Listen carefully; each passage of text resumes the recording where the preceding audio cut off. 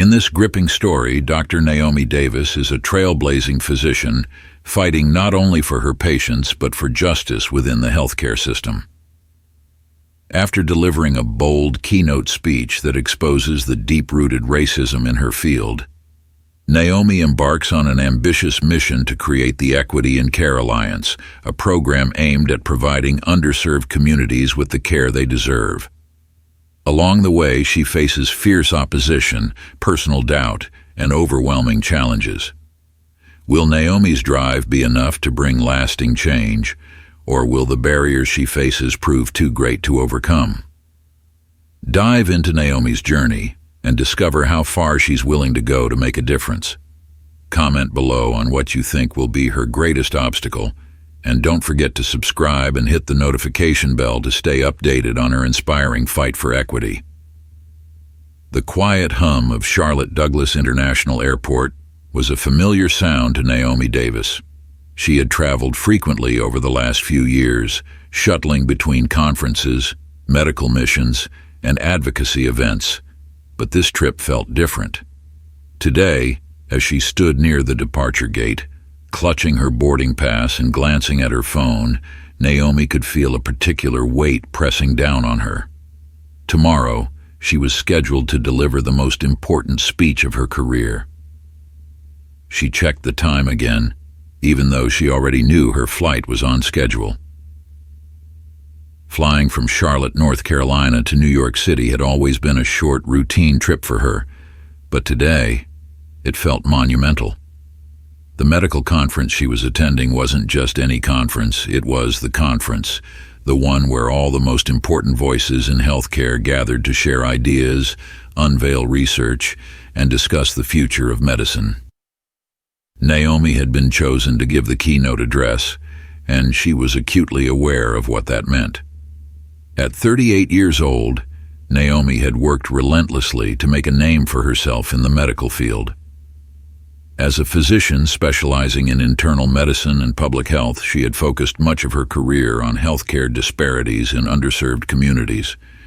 She had earned accolades and respect from her colleagues for her advocacy work, particularly her efforts to bring attention to systemic racism embedded in healthcare institutions. But no matter how many achievements she accumulated, there were always challenges that went beyond the usual difficulties faced by a doctor. Being a black woman in medicine meant fighting for legitimacy at every step. Naomi had grown accustomed to the skepticism, the subtle glances, and the questioning of her credentials that often came from colleagues and patients alike. There were the patients who, upon meeting her for the first time, would ask to see another doctor, assuming that she couldn't possibly be as qualified as the white male doctors they were used to seeing. There were the colleagues who made offhand comments about her success being linked to diversity quotas, never considering the possibility that she had worked harder than anyone else in the room. Naomi had become an expert at navigating these microaggressions, often with a polite smile and unwavering professionalism, but it didn't mean it didn't hurt. Every interaction like this chipped away at her, adding to a reservoir of silent frustration that she kept locked deep inside. As the crowd around the gate began to thicken, Naomi took a deep breath, reminding herself of the importance of her keynote. This was her moment, not just to prove her worth to others, but to speak up for the countless patients and communities that had been left behind by the healthcare system. Her speech wasn't just about disparities in access to care. It was about the lives that had been lost, the opportunities missed, and the pain endured by marginalized communities. It was about racism, not the blatant, violent racism that people were quick to condemn, but the quiet, insidious kind that shaped policies, practices, and attitudes in ways most people preferred not to acknowledge. She glanced out the airport windows. The sun was beginning to set, casting long shadows over the tarmac, where planes taxied to and from the gates. The fading light painted the sky in hues of orange and pink, a peaceful contrast to the storm that rumbled inside her chest. Naomi's phone buzzed in her hand. A message from her closest friend, Aisha, flashed on the screen. Aisha, don't forget to breathe. You've got this. They're lucky to hear from you. Naomi smiled at the message, grateful for the encouragement. Aisha had always been her biggest cheerleader, especially during those moments when self-doubt threatened to creep in. It wasn't that Naomi doubted her abilities. She knew she was a good doctor, an excellent one, in fact. But stepping onto a stage in front of an audience filled with some of the most influential people in the healthcare industry was a different kind of pressure. It wasn't just about sharing facts and data. It was about delivering a message that could move people to action. Naomi. Thanks, Aisha. I'll call you later. Just trying to keep calm before the flight. She slipped her phone back into her pocket and looked around the bustling terminal. Families with young children hurried past. Business travelers paced as they spoke into their earpieces, and weary passengers sank into seats, staring blankly at their phones. It was a scene she'd witnessed countless times before, but today, the atmosphere felt charged. Maybe it was just her nerves, or maybe it was the anticipation of what awaited her in New York. Naomi wasn't the only one feeling the pressure. She could see it in the way other travelers fidgeted with their luggage, checked their boarding passes, and glanced anxiously at the flight information screens. There was a collective tension in the air, a sense that everyone was in a rush to get somewhere important. The boarding announcement for her flight crackled over the speakers, snapping her back to the present. She gathered her things and joined the line of passengers shuffling toward the gate. Naomi was flying economy, as she usually did. While she could afford to splurge on business class if she wanted to, she preferred to travel simply. It was a small act of humility that kept her grounded. As the line slowly advanced, Naomi felt her heart rate quicken. She wasn't sure if it was excitement or anxiety, maybe both. Either way, she was ready to get on the plane, settle into her seat, and review her notes one last time before the whirlwind of the conference swept her up. Naomi boarded the plane with a polite smile for the flight attendant who greeted her at the door. The narrow aisle of the plane felt even tighter with the crush of passengers moving to find their seats. Naomi maneuvered through the crowded space, her carry-on bag bumping slightly against the seats as she made her way toward the back of the economy section. She had been assigned a middle seat, which wasn't ideal, but she didn't mind. This flight was only a couple of hours long, and she intended to spend most of it reviewing her notes for the keynote speech. As she reached her row, Naomi lifted her bag into the overhead compartment with ease and slid into her seat. The window seat was already occupied by a young woman who appeared to be in her 20s. Her headphones were already in place as she scrolled through her phone. The aisle seat, however, was still empty. Naomi settled in, pulling out her tablet from her bag. She turned it on and opened her presentation notes, ready to fine-tune the talking points she had been preparing for months. But just as she began reading the first few lines, she felt a presence hovering near her. She glanced up to see a tall, middle-aged man standing in the aisle, holding a boarding pass in one hand and a leather briefcase in the other. His silver-gray hair was slicked back, and he wore a tailored suit that practically screamed wealth and self-importance. His sharp blue eyes flicked from his boarding pass to the seat number overhead, and then to Naomi. "Excuse me," the man said, his voice sharp and impatient. He gestured toward the aisle seat next to her. Naomi quickly stood up, allowing the man to pass.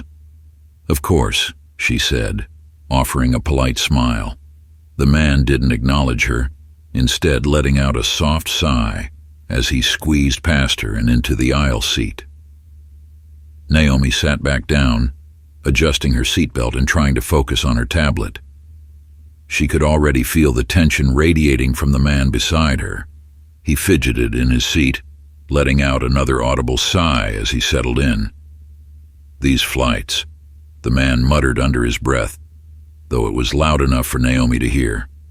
"They've really gone downhill." Naomi resisted the urge to roll her eyes. She had encountered passengers like this before, people who believed they were entitled to something better, even in economy class. She had learned to ignore them, focusing on her work instead of engaging in unnecessary conversations. But something about the man's tone made it hard to tune him out. There was a layer of disdain in his voice, one that felt uncomfortably familiar. As the plane began to fill with the last of the passengers, the man continued to shift in his seat, his irritation becoming more palpable with each passing minute. Naomi tried to keep her focus on her notes, but she couldn't help but feel the growing discomfort next to her. Finally, the man spoke again, this time turning slightly toward her. "You people," he said, his voice dripping with condescension, "always act like you're entitled to everything." Naomi froze, her fingers tightening around the edges of her tablet. She had heard comments like that before, remarks that were deliberately vague but laced with a venomous intent. You people. It was a phrase that never meant anything good, and Naomi knew exactly what he meant by it.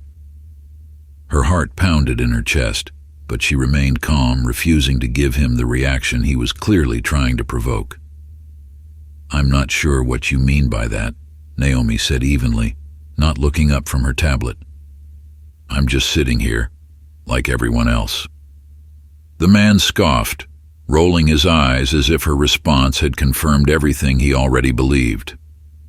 "Oh, you know exactly what I mean," he said, his voice lowering slightly. "People like you don't belong in places like this. Economy class is bad enough without having to deal with—" Before he could finish his sentence, a deep voice cut through the tension. "Excuse me, sir. Is there a problem here?" Both Naomi and the man turned in unison to see a tall black man standing in the aisle, leaning slightly over the back of Naomi's seat. His expression was calm but firm, and his presence immediately commanded attention. He was broad-shouldered and muscular, his posture relaxed but authoritative. Naomi could see a hint of military precision in the way he carried himself, like someone who was used to stepping into tense situations and diffusing them before they escalated. "I asked if there's a problem," the man repeated, his eyes fixed on Naomi's seatmate. The middle-aged man glared at the newcomer, clearly irritated by the interruption. "Mind your business," he snapped, turning back toward the window as if hoping the matter would end there. But the newcomer wasn't backing down. His tone remained calm but firm. "It is my business when someone's being disrespected for no reason," he said. "Everyone on this plane deserves to be treated with respect." Naomi felt a wave of gratitude wash over her. She hadn't asked for help, but in that moment, she was glad someone had spoken up.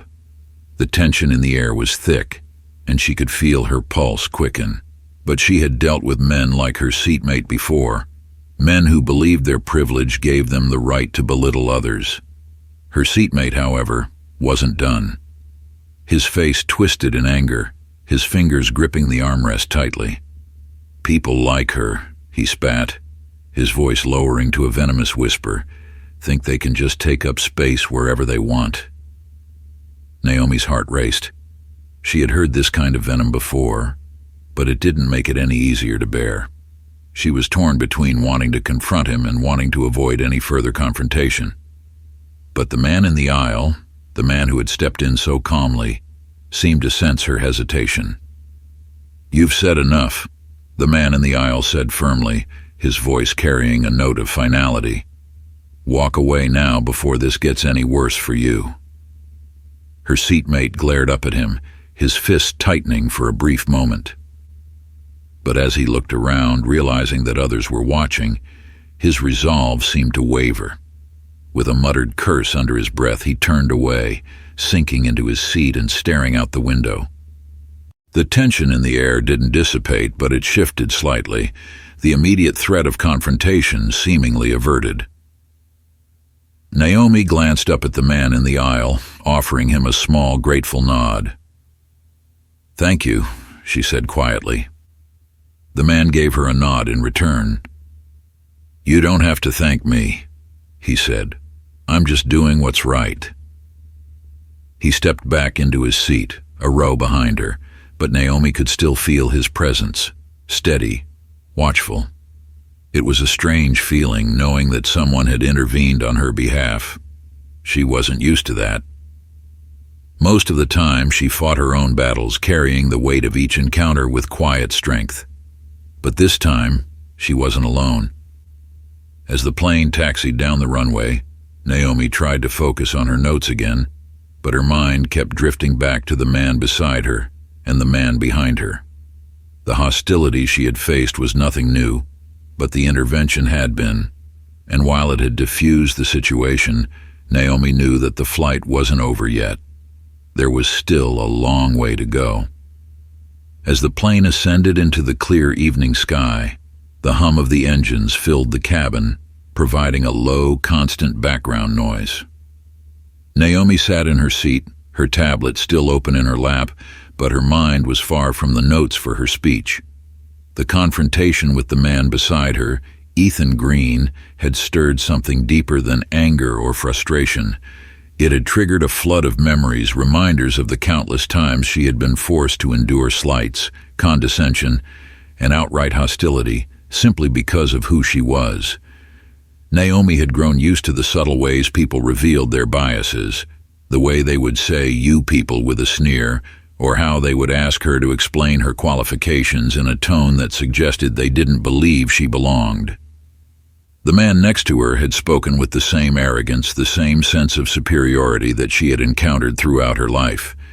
It never got easier. She leaned back in her seat, exhaling slowly as she tried to let go of the tension. But her thoughts refused to settle. Instead, they pulled her back, drifting into the past. Naomi was in her first year of medical school, standing in the anatomy lab. The smell of formaldehyde filled the air as she stood over the cadaver, scalpel in hand, her heart pounding with a mixture of excitement and anxiety. She had worked her entire life to get to this point, pushing through countless obstacles to earn her place at one of the country's top medical schools. But despite her academic achievements, despite the hours she had spent studying, Naomi still felt like she was walking on a tightrope. Her classmates surrounded her, their voices low as they discussed the day's dissection. Naomi was the only black woman in her class, a fact that had been painfully clear from the moment she had walked into orientation. She had known going in that the path ahead would be difficult, but she hadn't anticipated just how isolating it would feel.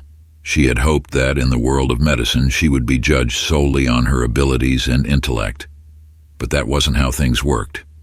She remembered the first time her anatomy professor, Dr. Matthews, had singled her out in front of the class. They were reviewing skeletal structures, and Naomi had answered a question about the bones of the hand with confidence, naming each carpal and metacarpal correctly. But Dr. Matthews had narrowed his eyes at her, a faint smirk tugging at the corner of his lips. "Are you sure about that, Miss Davis?" he had asked, his voice dripping with skepticism. Naomi had paused, glancing down at the bones in her hands. She had been sure, completely sure, but his tone had made her doubt herself. When she hesitated, Dr. Matthews had turned to one of her white male classmates. "What do you think, Mr. Sinclair?" he asked. Brian Sinclair had answered with the exact same response Naomi had given, but Dr. Matthews had nodded approvingly, as though Sinclair's confirmation was what had validated the answer. Naomi had felt her cheeks burn with humiliation, but she had kept her head down, refusing to let it show.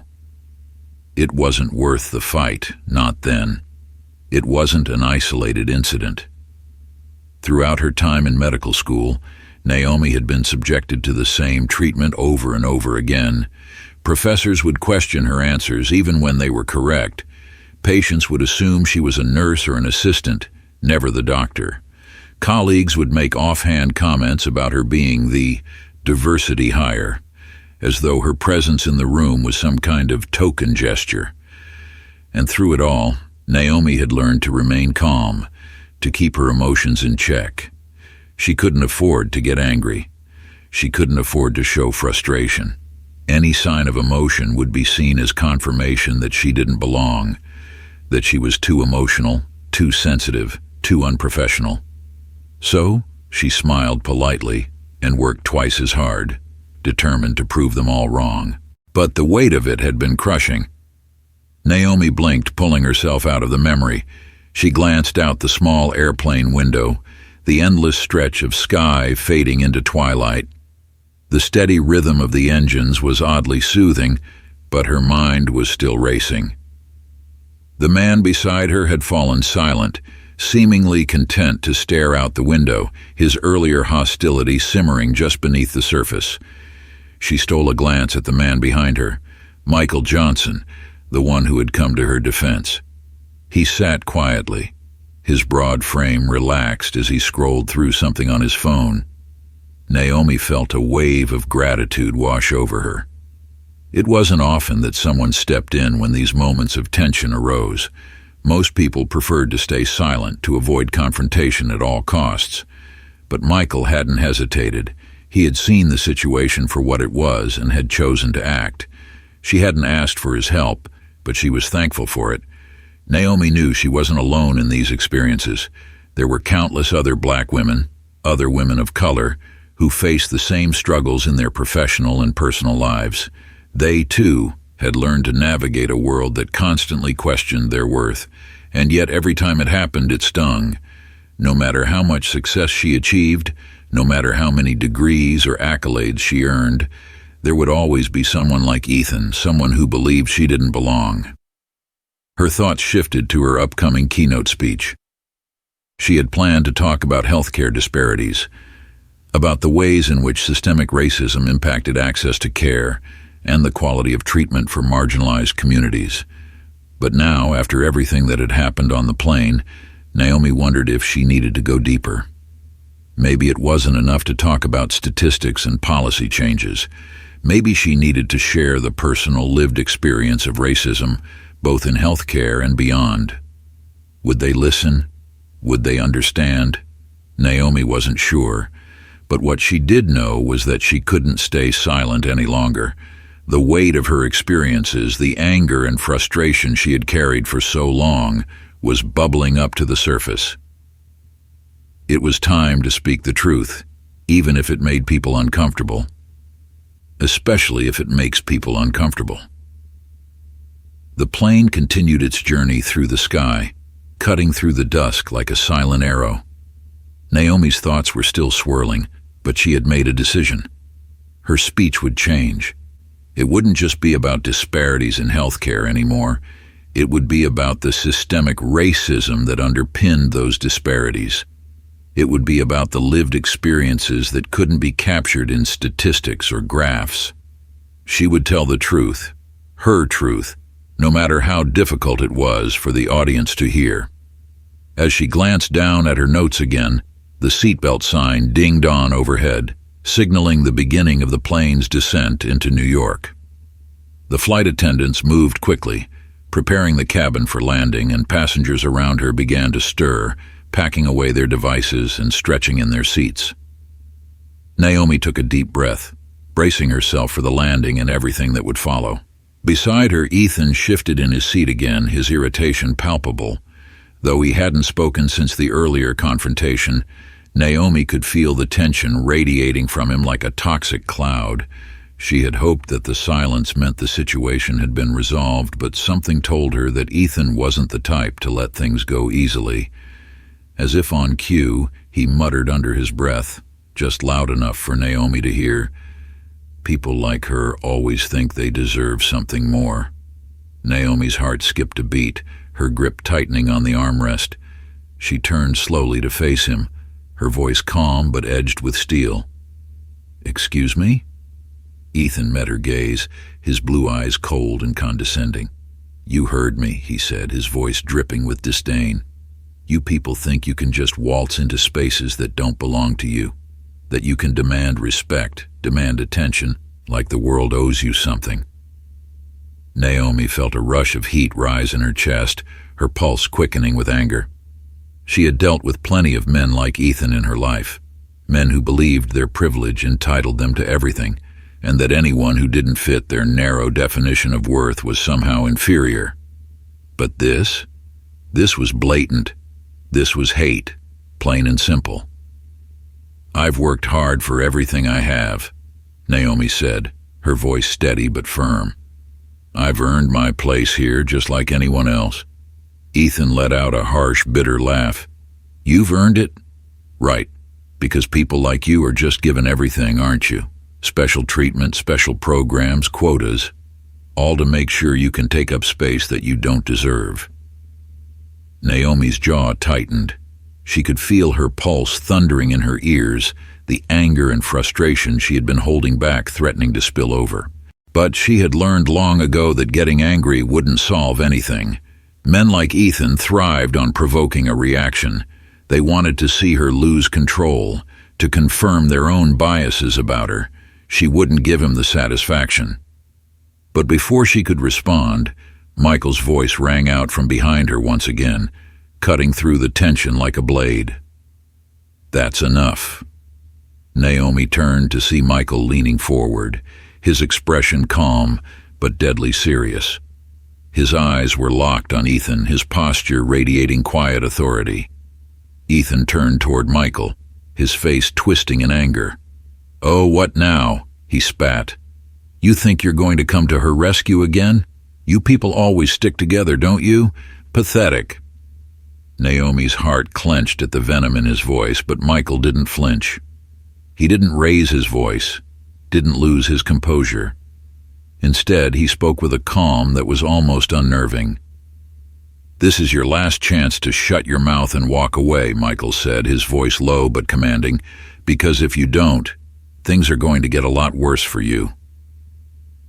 For a moment, Ethan's fists clenched at his sides, and Naomi thought he might lash out. But as he looked around, seeing the flight attendants watching and the passengers nearby who were now paying attention, his resolve seemed to waver. With a final sneer, Ethan turned away, muttering something under his breath as he stared out the window. The tension in the air didn't completely dissipate, but the immediate threat of confrontation had passed.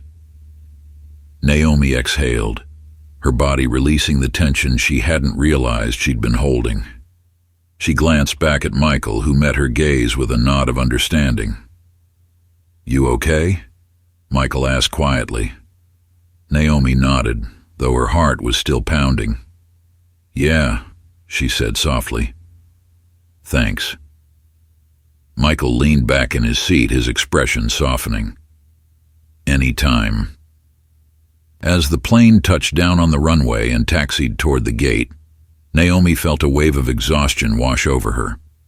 The encounter with Ethan had drained her in ways she hadn't anticipated, but she also felt a sense of resolve strengthening inside her. This was why her speech was so important. This was why she couldn't hold back.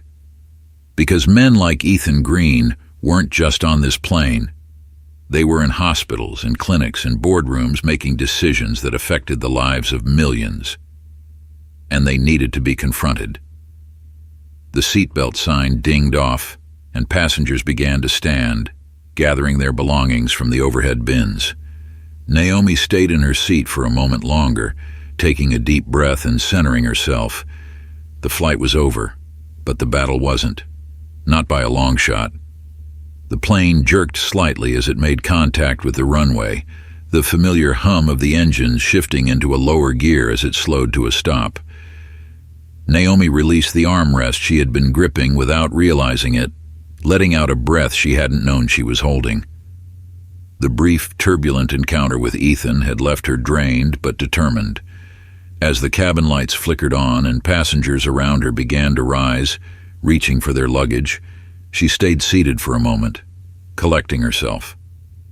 Her hands trembled slightly, a physical manifestation of the emotional weight she had been carrying since the beginning of the flight. Ethan, true to form, shot up from his seat as soon as the seatbelt sign turned off. He was quick to grab his expensive leather briefcase from the overhead bin, his movements abrupt and laced with impatience. Naomi could feel his presence even though she wasn't looking at him directly, the heat of his hostility still palpable. She kept her eyes on her bag under the seat, determined to avoid further interaction, but she knew the storm wasn't completely over. As Ethan struggled to maneuver his way into the aisle, his tall frame blocking other passengers, He muttered something under his breath. Naomi caught a few of the words, ridiculous and entitled, followed by a low grumble of frustration. Other passengers, weary from the long flight, glanced at him with irritation as he delayed their exit. One man behind him spoke up. "Can we move along, please?" the man asked, his tone firm but polite. Ethan didn't respond. Instead, he stood his ground, taking his time as if to exert his power over the moment, delaying everyone else's departure from the plane.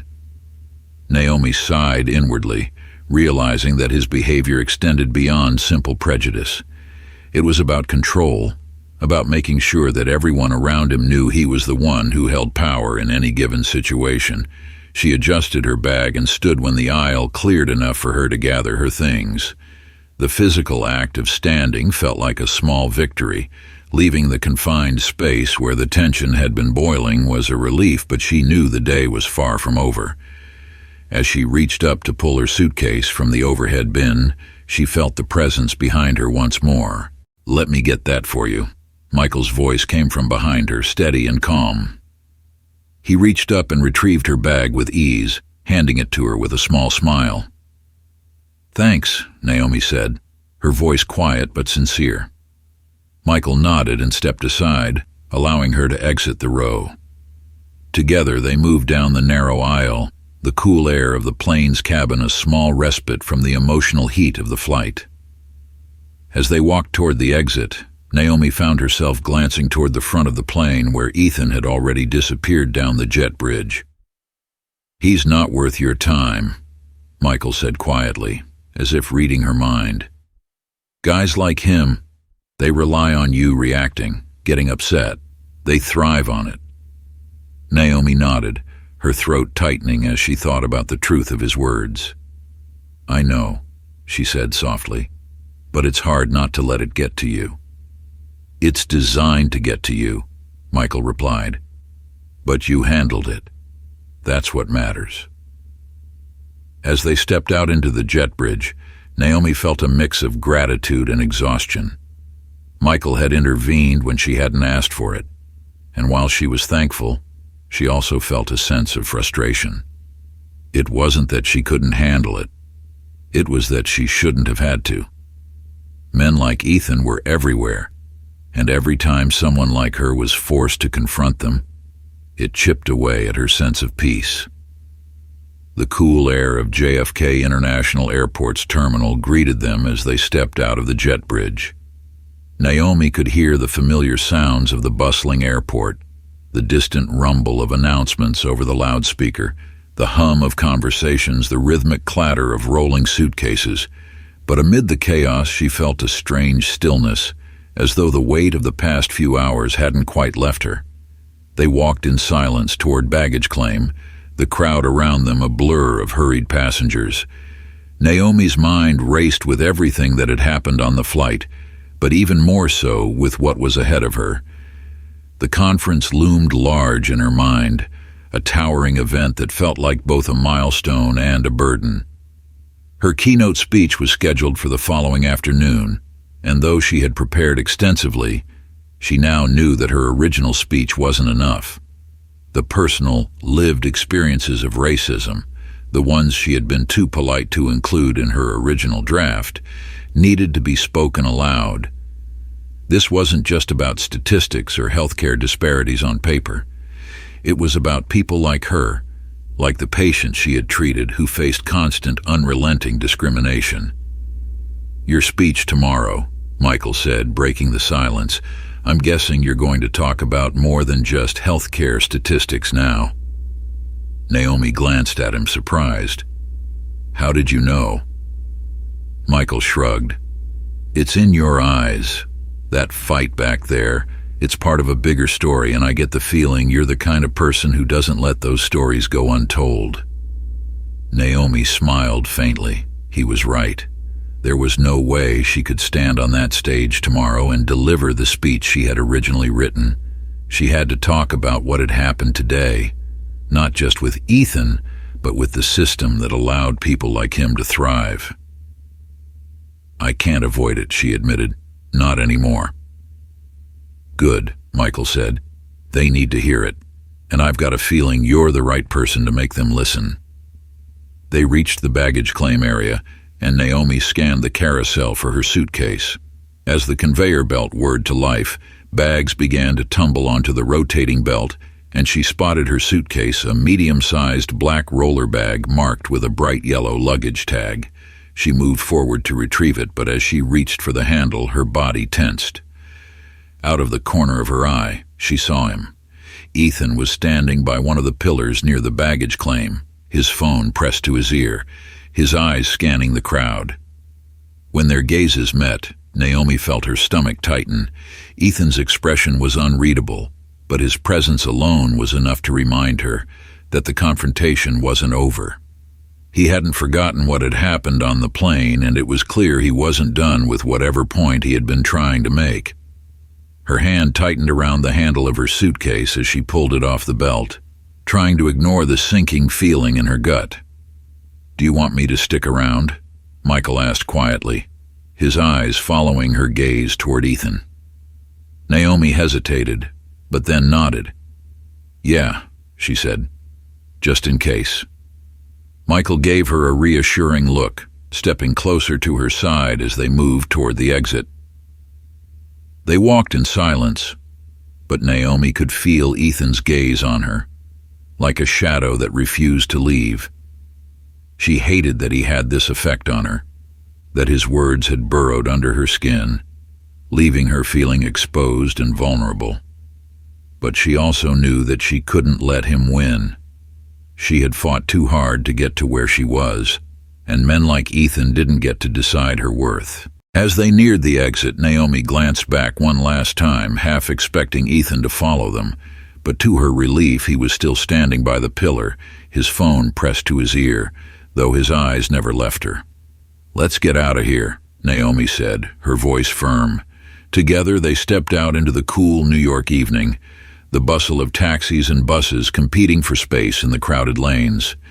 The air felt refreshing against Naomi's skin, a stark contrast to the heavy atmosphere of the airport. "You're going to be fine," Michael said as they reached the curb. "You've got a lot on your plate right now, but you've also got a lot of strength." Naomi nodded, taking in his words. She had always prided herself on her ability to handle whatever came her way, but today had been a reminder that even the strongest people needed support sometimes. She hadn't asked for Michael's help, but she was grateful he had offered it. "Thanks," she said, her voice softer now. "Really?" Michael gave her a small smile.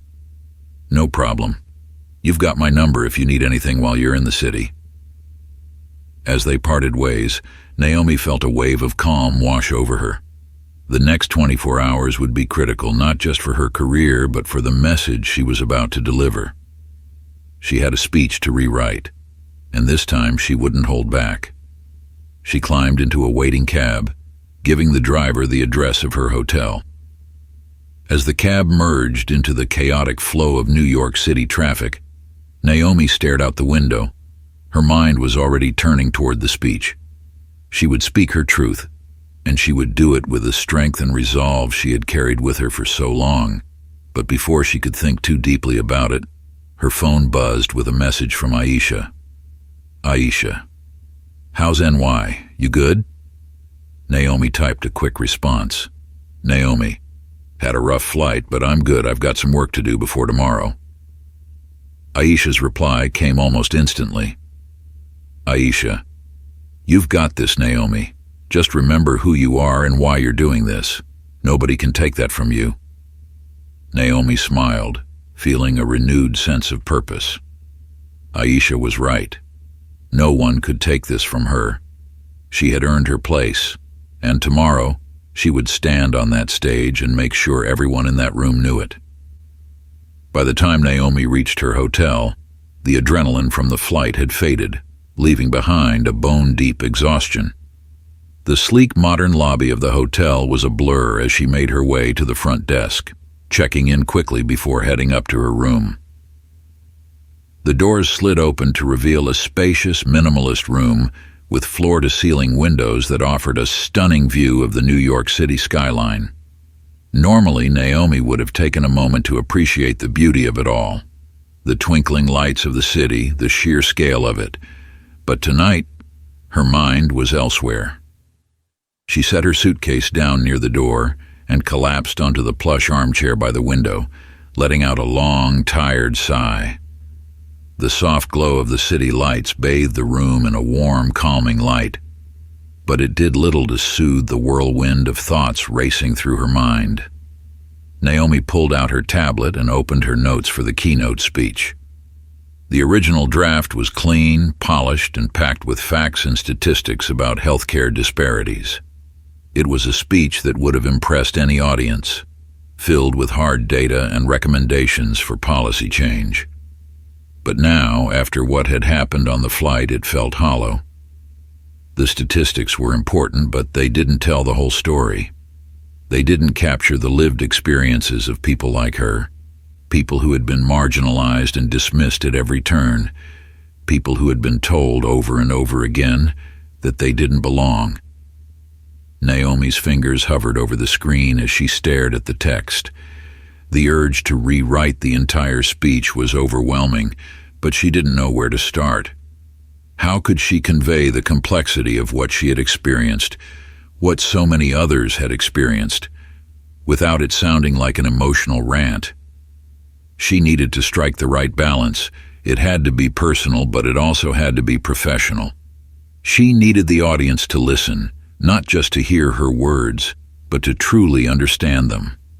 Her phone buzzed again, this time with a message from Michael. "Michael, how's the speech coming along?" Naomi smiled, typing out a quick reply.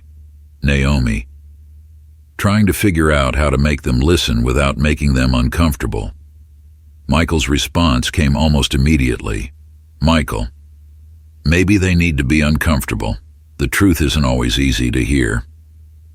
Naomi stared at the message, letting his words sink in. He was right. The truth wasn't always easy to hear, but that didn't mean it shouldn't be said. She couldn't sugarcoat the reality of systemic racism just to make the audience feel comfortable. They needed to understand the depth of the problem, the pain it caused, and the lives it destroyed. With renewed determination, Naomi sat up straight, pulling her tablet onto her lap. She opened a new document and began typing, her fingers flying across the screen as she rewrote the speech from scratch. This time, she wouldn't hold back. She would tell the truth, the whole truth. The soft hum of the hotel air conditioning filled the quiet room as Naomi's fingers moved rapidly across the screen of her tablet. Her mind raced to translate years of lived experience and professional knowledge into words that would resonate, not just with the minds of those at the conference, but with their hearts. The speech had to strike the right balance between facts and personal truths, something Naomi had struggled with before. But now, after what she'd just been through, the need to connect these two worlds felt even more urgent. Her eyes scanned over her opening lines. Today, we will discuss healthcare disparities in marginalized communities, but before we dive into statistics and charts, I want to talk about something that isn't always captured by data: the lived experience, the daily microaggressions, the quiet yet destructive assumptions, and the systemic racism that people like me face, whether we're patients or physicians. Naomi paused, rereading her words. They felt right. They captured the duality she had lived with, straddling two worlds, one where she was a doctor who fought for others, and another where she was a black woman constantly fighting for her own legitimacy. As she stared at the screen, she found herself rewriting sections again and again, fine-tuning her message. Each sentence was a careful calculation. How much should she reveal? Would the audience be open to hearing this? But there was no time for second-guessing now. Naomi leaned back in her chair, exhaling slowly. She glanced out of the hotel's window, watching as the lights of New York City flickered like a pulse beneath the deepening night sky. The sprawling metropolis stretched out before her, vast and indifferent to the emotional turmoil she was feeling. She had never been one to shy away from the spotlight, but the stakes now felt different, bigger. Her phone buzzed on the table beside her. Another message from Aisha. Aisha, still awake? You know you should rest before the big day. Naomi smiled softly, her fingers tapping a quick reply. Naomi, I know, but you know me. I can't rest until it's perfect. Aisha, you always say that, but you don't need perfection, Naomi. You just need to be yourself. That's more than enough. Naomi read the message twice, letting the warmth of Aisha's words sink in. It was easy to get caught up in the details, to lose sight of what truly mattered. Aisha was right. This speech wasn't about presenting some flawless narrative. It was about telling the truth. Her truth. The truth is that too many people were afraid to speak out loud. A knock on the door jolted Naomi from her thoughts. She frowned, glancing at the clock. It was already after 10 p.m. Who could it be? She hesitated for a moment, wondering if she should ignore it, but curiosity got the better of her. She walked over to the door and peered through the peephole. It was Michael. Naomi opened the door, surprised to see him standing there with a small paper bag in his hand. Sorry to drop by unannounced, Michael said, giving her an apologetic smile. I know it's late, but I thought you could use a little boost. Naomi raised an eyebrow as she glanced at the bag. What's in the bag? Michael grinned, holding it up. Some comfort food. Well, as close to comfort food as I could find this late at night, cookies and coffee. Figured you'd still be working. Naomi couldn't help but laugh, a wave of gratitude washing over her. You know me too well. Mind if I come in for a few minutes? Michael asked, his tone casual, though Naomi could see the concern in his eyes. Sure, Naomi said, stepping aside to let him in. Michael entered the room, setting the bag down on the small table near the window. He pulled out 2 large coffee cups and a container of chocolate chip cookies. The smell of freshly brewed coffee filled the room, mingling with the crisp night air that wafted in from the open window. Naomi sank back into her chair as Michael handed her a cup of coffee. You didn't have to do this, you know, she said, taking a sip and feeling the warmth spread through her chest. I know, Michael said, sitting down across from her. But I figured you could use some company before the big day. You've got a lot on your mind. Naomi nodded, her eyes drifting to the tablet on the table. Yeah, I'm trying to figure out how to get all of this right. I keep rewriting parts of it, trying to decide how much I should say. Michael leaned back in his chair, his gaze thoughtful. What are you worried about, the content or how people will react? Naomi sighed. Both, I guess. I mean, I want to tell the truth. The whole truth. But I'm worried about how it'll be received. You've seen how some people react when we talk about race, especially in professional settings. They either shut down or get defensive. Michael nodded, understanding exactly what she meant. It's not easy, but you know this already. It's not about making them comfortable. The truth is uncomfortable, but that's why it needs to be said. Naomi smiled faintly. You sound like Aisha. She keeps telling me not to overthink it, to just be myself. She's right, Michael said, giving her a warm smile. You've got a powerful voice, Naomi, and tomorrow you'll have the chance to use it in a way that could really make a difference. Don't let people like Ethan silence you. Hearing Ethan's name sent a flicker of anger through Naomi, but she quickly pushed it aside. I won't, she said firmly. It's hard, you know. You face this stuff your whole life, and no matter how many times you confront it, it still hits you.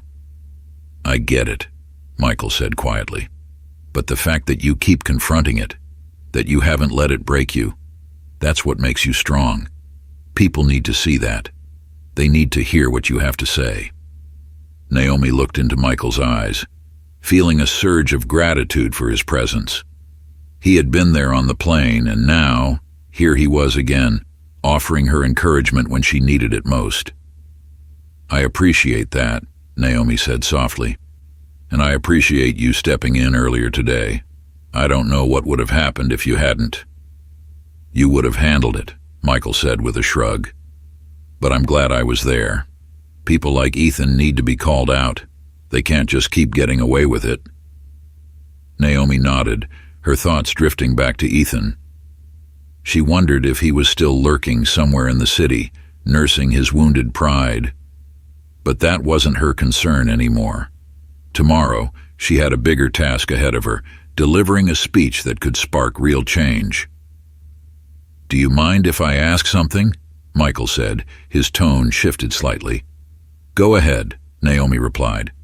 "Why do you feel like you have to hold back?" Michael asked, his eyes searching hers. "I mean, it seems like you've got this incredible story to tell, something that could really make people listen. So why not just let it all out?" Naomi hesitated, chewing on her bottom lip as she considered his question. I guess I'm afraid that if I'm too honest, too raw, people will tune me out. They'll write me off as just another angry black woman with a chip on her shoulder." Michael shook his head, his expression serious. "If they do that, it's because they're not ready to face the truth. But that doesn't mean you shouldn't speak it. You've earned the right to be on that stage, Naomi. You've earned the right to tell your story. And if they can't handle it, that's on them, not you." Naomi felt a lump form in her throat as his words sank in. He was right. She had earned her place. She had spent her entire life proving herself, fighting for every inch of respect in a world that constantly tried to undermine her. Tomorrow was her chance to use that platform, to tell her truth without fear or hesitation. "You're right," she said quietly. "I've been thinking about it all wrong. I've been so focused on making sure everyone's comfortable that I forgot why I'm doing this in the first place." Michael smiled softly. "Exactly. You're doing this for you, for the people you represent, and for the change you want to see. That's what matters." Naomi nodded, a sense of clarity washing over her. For the first time since she had boarded the plane, the tension in her chest eased, replaced by quiet determination. "I needed to hear that," Naomi admitted, setting her coffee cup down on the table. "Thank you." Michael stood, reaching for his jacket. "Anytime. Now, I should let you get some sleep. You've got a big day tomorrow." Naomi walked him to the door, feeling lighter than she had all evening. "Thanks again for everything, Michael." "Don't mention it," he said with a grin. "You've got this." As Michael left, Naomi closed the door behind him and leaned against it for a moment, letting out a long breath. She glanced at her tablet, the speech still waiting for her to finish it, but she no longer felt the need to agonize over every word. She knew what she needed to say, and now she knew how to say it. Naomi returned to the armchair by the window, gazing out at the sprawling city below. Tomorrow would be a challenge, but she was ready. She had spent her entire life preparing for moments like this, moments where the truth needed to be spoken, no matter how uncomfortable it made people feel. She opened her tablet again, her fingers hovering over the keyboard as she began typing the final words of her speech. Change doesn't come from comfort. It comes from courage. And today I'm standing here, not because I'm comfortable, but because I refuse to be silent any longer. The sun rose slowly over the horizon, casting a warm glow over the city as Naomi stood in front of the mirror in her hotel room, adjusting the lapel of her navy blue blazer. The reflection staring back at her was calm, poised, and ready, at least on the outside. Inside, her nerves were still firing, her heart beating a little faster than usual. But the clarity she had gained the night before helped her push past anxiety. This was her day, her moment. The keynote speech at the annual medical conference was a prestigious honor, one that Naomi had been working toward for years. She had spent her career advocating for change, highlighting the healthcare disparities that disproportionately affected Black and brown communities. But today wasn't just about numbers and statistics. It was about speaking truth to power. Naomi's phone buzzed on the counter beside her, and she glanced down to see a message from Aisha.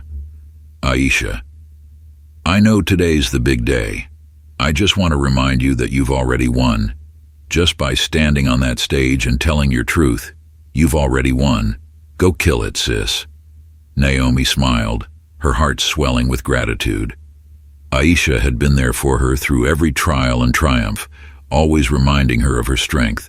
Today would be no different. As she slipped on her shoes and gathered her notes, Naomi felt the weight of responsibility settling on her shoulders once more. She had rewritten her speech late into the night, infusing it with personal anecdotes and hard truths that she knew might make some people uncomfortable. But that was the point. She wasn't here to placate anyone. She was here to speak for those who had been ignored for far too long.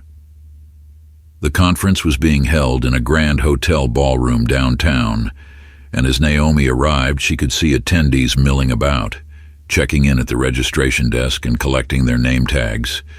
Doctors, researchers, and healthcare leaders from across the country were gathered here, their conversations buzzing with excitement and anticipation.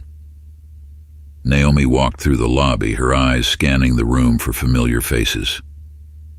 She spotted Dr. James Thompson, one of her mentors from medical school, speaking with a group of colleagues. He caught her eye and gave her a warm smile, nodding in approval. It was a small gesture, but it gave Naomi a boost of confidence. Dr. Thompson had always believed in her, even when others had doubted her abilities. As she approached the registration desk, a young woman with a clipboard greeted her with a bright smile. "Dr. Davis, we're so excited to have you here today," the woman said. "You're up in about an hour, but if you'd like to sit in the green room to prepare, I can show you the way." Naomi nodded, grateful for the chance to gather her thoughts before stepping onto the stage. "That would be great, thank you." The woman led Naomi through a series of hallways to a small, quiet room off the main conference hall. Inside, there was a comfortable chair, a small table with bottled water, and a mirror on the wall. It was a simple, calming space, and Naomi appreciated solitude.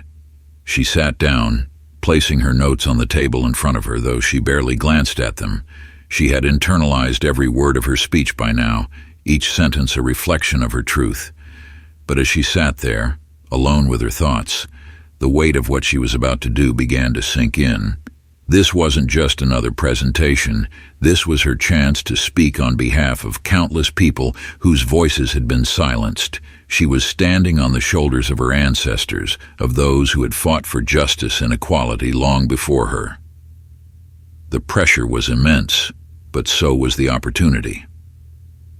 Naomi closed her eyes, taking a deep breath as she centered herself. She thought about her parents, who had sacrificed so much to ensure she had every opportunity in life. She thought about the patients she had treated, whose stories had fueled her passion for change. And she thought about the little girl she had once been, the one who had dreamed of becoming a doctor, even when the world told her it wasn't possible. This moment was for all of them. The door to the green room opened, and the young woman with the clipboard peeked in. "Dr. Davis, we're ready for you now." Naomi stood smoothing down her blazer as she followed the woman through the hallways to the backstage area. She could hear the low murmur of the audience, their conversations blending into a single hum of anticipation. The moderator was on stage, introducing her, listing her accomplishments and the impact of her work. But Naomi barely registered the words. Her focus was entirely on the message she was about to deliver. As the moderator finished, the applause began and Naomi stepped out from behind the curtain. The bright stage lights momentarily blinded her, but as her eyes adjusted, she saw the sea of faces before her, hundreds of people, all waiting to hear what she had to say. Naomi walked to the podium, her heart pounding in her chest. She took a deep breath, glancing down at her notes one last time before looking up at the audience. This was it. She had one shot to make them listen.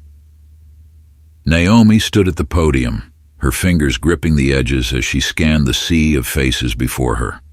The ballroom was filled with some of the most influential people in healthcare.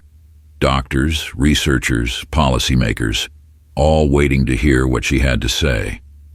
The weight of their expectations hung in the air, but Naomi had long since let go of the need to impress. She wasn't here to seek their approval. She was here to tell the truth. The applause from her introduction faded into a hushed anticipation, and Naomi cleared her throat, allowing the silence to settle for a brief moment before she began.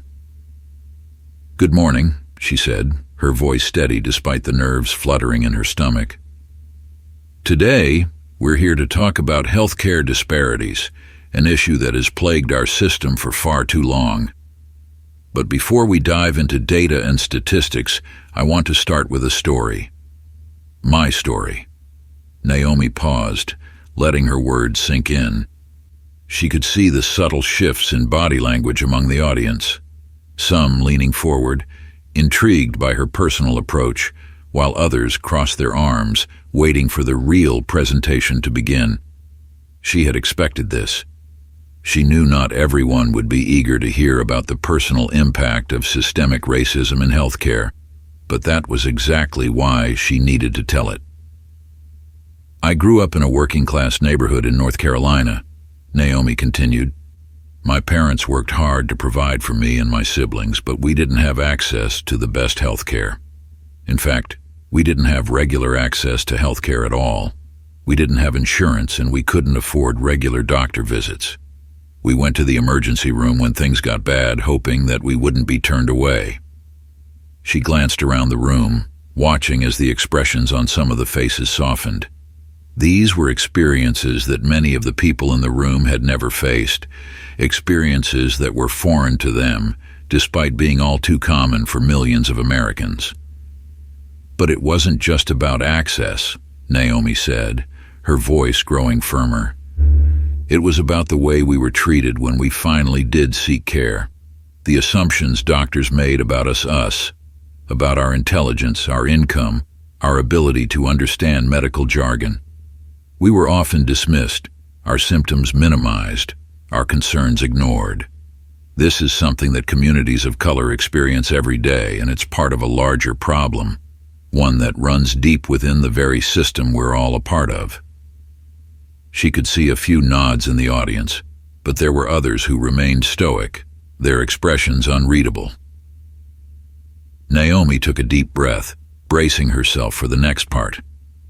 This was where the speech would get personal, where the statistics and data would give way to the raw, unfiltered truth of her own experience. "Fast forward to when I became a doctor," Naomi continued, her voice unwavering. "I thought that once I earned that white coat, once I had those letters after my name, the world would see me differently. I thought that the prejudice I had experienced growing up would disappear. But I was wrong. It only changed. It became more subtle, more insidious." A murmur rippled through the room, and Naomi pressed on, refusing to lose momentum. "I've been questioned, dismissed, and condescended to by colleagues who assumed that I wasn't as competent as they were, simply because of the color of my skin. I've had patients refuse to let me treat them because they didn't believe a black woman could be a real doctor. I've been told I'm too aggressive when I speak up in meetings, and I've been passed over for opportunities that were given to less qualified peers." Naomi could feel the tension in the room rising. This wasn't just a presentation on healthcare disparities anymore. It was a confrontation with the uncomfortable truth of racism in the medical field. And she wasn't going to hold back. "I'm not here to play the victim," Naomi said, her tone sharpening. "I'm here to speak for every black woman, every person of color who has been made to feel small, who has been told, explicitly or implicitly, that they don't belong. I'm here to speak for the patients who have been ignored, whose pain has been dismissed because their doctors didn't believe them. I'm here to demand that we, as healthcare professionals, do better." She paused, letting the weight of her words settle over the audience. The room was eerily quiet now, the hum of murmured conversations replaced by a palpable stillness. "We talk about healthcare disparities as if they're just numbers on a spreadsheet," Naomi continued. "But behind every statistic is a human being, a person whose life has been shaped by the systemic racism that pervades our institutions. And if we don't confront that racism head-on, if we don't acknowledge how deeply it's embedded in our system, then we'll never be able to truly address the disparities that we claim to care so much about." Naomi could feel the intensity of the moment building.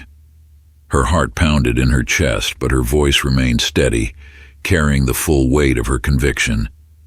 "I'm not asking for sympathy. I'm asking for change," she said, her voice rising with determination. "Real, lasting change that goes beyond platitudes and surface-level reforms. I'm asking for a healthcare system that sees the humanity in every patient, that recognizes the dignity of every doctor, regardless of their race or background. I'm asking for a world where we don't have to fight so hard just to be seen." She took a deep breath, her hands gripping the podium as she delivered her final words. "Change doesn't come from comfort. It comes from courage. And today, I'm standing here not because I'm comfortable, but because I refuse to be silent any longer." The silence that followed was deafening. For a few long, tense moments, no one in the audience moved. Naomi could feel her pulse racing, the adrenaline still coursing through her veins. She had laid everything bare, told her truth without apology, and now she had to wait for the reaction. And then, slowly, the applause began. At first it was hesitant, a few claps here and there, but soon the sound swelled, filling the room with a rising crescendo of approval.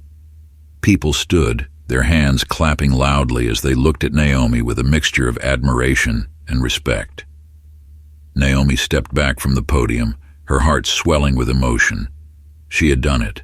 She had spoken her truth, and they had listened. But even as the applause echoed around her, Naomi knew that this was only the beginning. The real work, the fight for change, was still ahead. And not everyone in that room was ready to hear what she had to say. As the applause faded, Naomi left the stage, her body still buzzing with the adrenaline of the speech. She had never felt so exposed, so vulnerable, but also so powerful.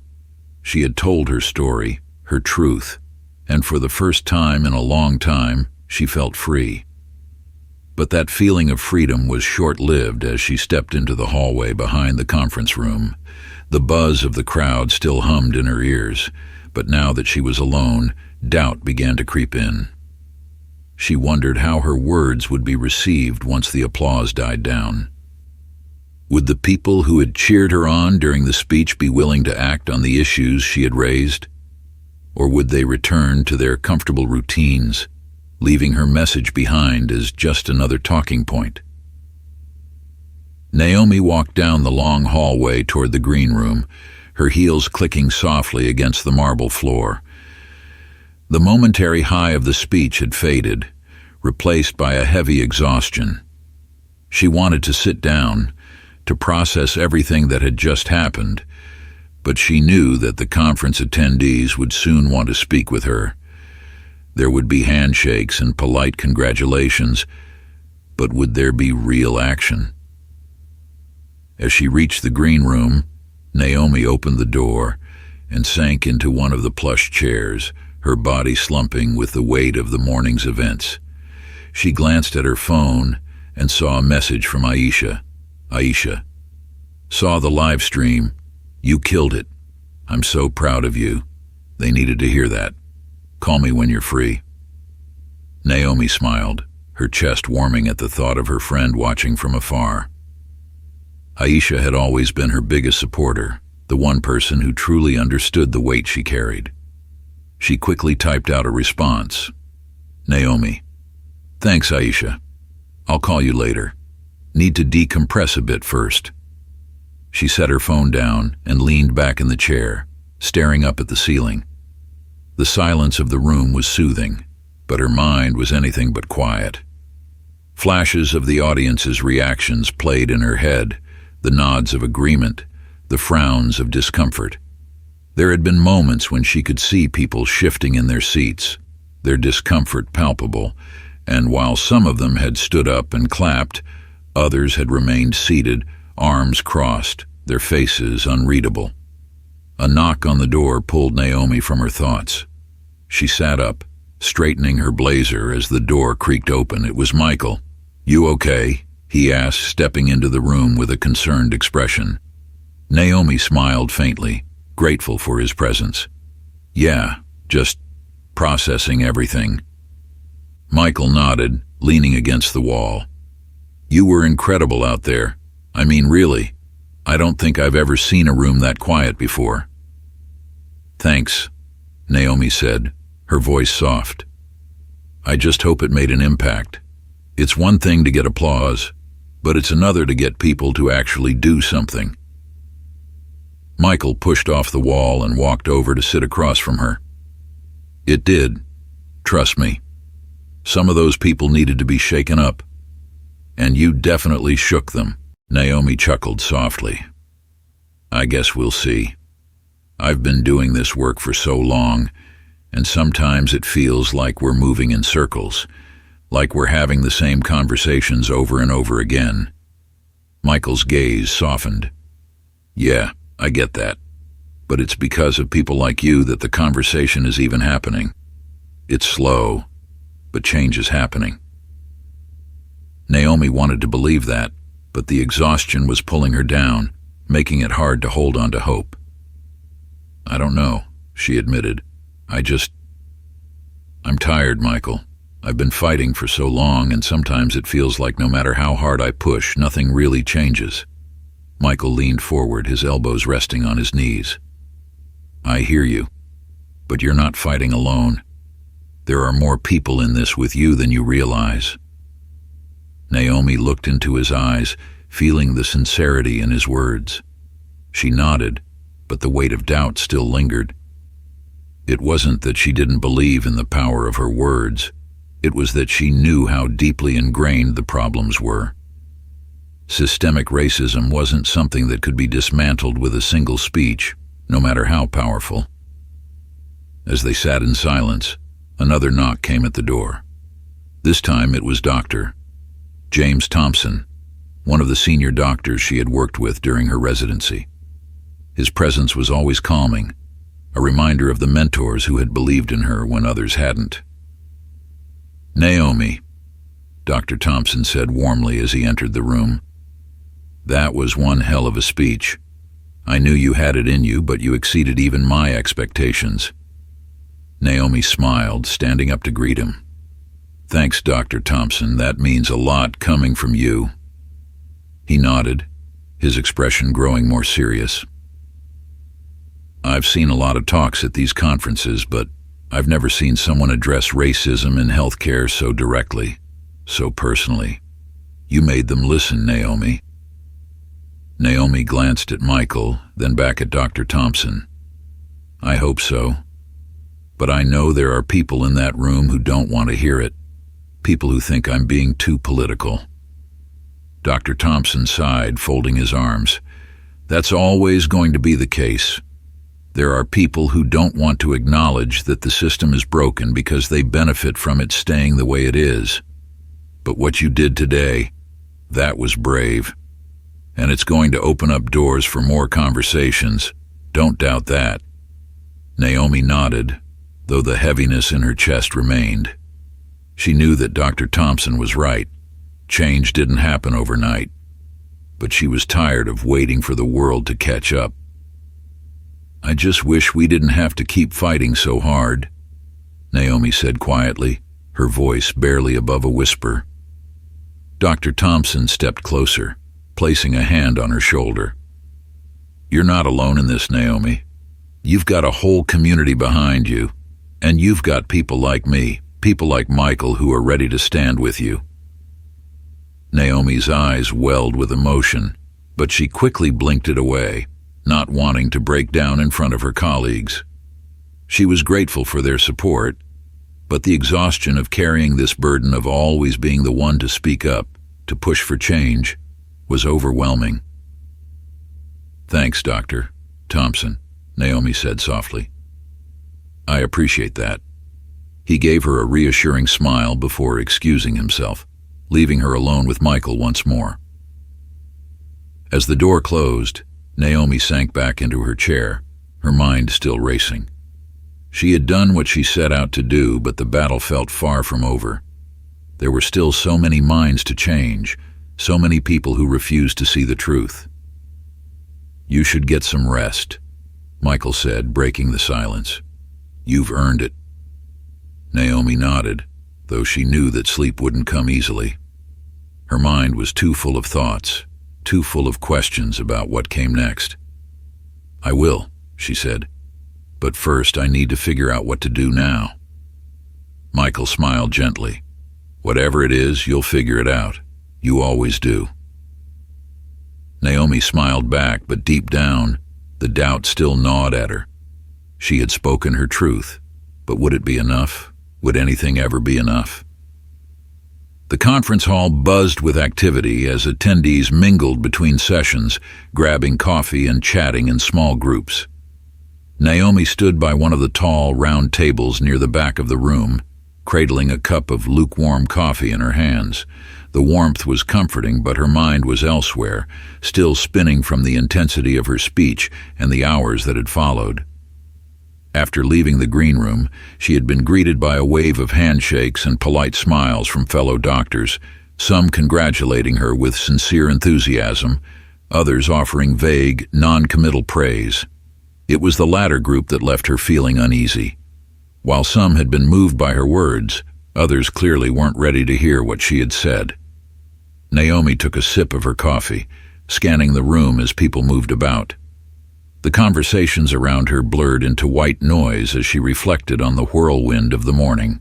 She had done what she set out to do, delivered a powerful speech, laid bare the truth of systemic racism in healthcare, but now that the adrenaline had worn off, the weight of the aftermath settled in. Dr. Davis.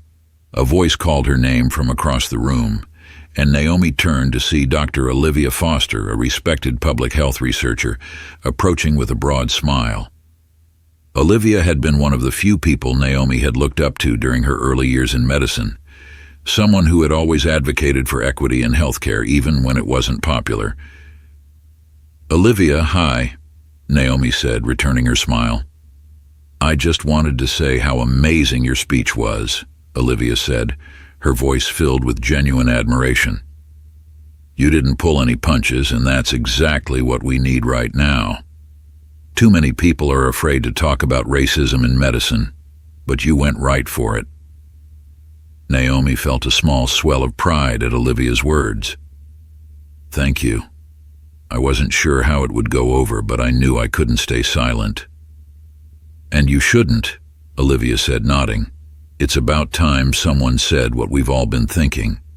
People like you and I, we've seen firsthand how racism impacts our patients and our careers, but there are still too many in this field who don't want to face that reality. Naomi nodded in agreement, but before she could respond, a familiar figure approached. Dr. Alan Kent, the head of a large hospital network, was making his way through the crowd, his expression unreadable. He had been in the audience during Naomi's speech, and she had seen him sitting toward the back, arms crossed, his face stern and unmoved. Naomi's heart sank as he approached, unsure of what to expect. Dr. Davis, Dr. Kent said, his tone cool and measured. I wanted to speak with you about your presentation. Naomi's stomach tightened. She had anticipated pushback, but now that it was right in front of her, the familiar sense of dread returned. "Of course," she said, keeping her voice steady. "I must admit," Dr. Kent began, "your speech was bold. You addressed some very sensitive topics, ones that many in our field prefer not to discuss so openly. While I understand your passion for these issues, I'm concerned that some of your remarks may have alienated certain members of the audience." Naomi's grip tightened on her coffee cup, her pulse quickening. She had expected this. Criticism cloaked in polite language, designed to soften the blow, but still cut deep.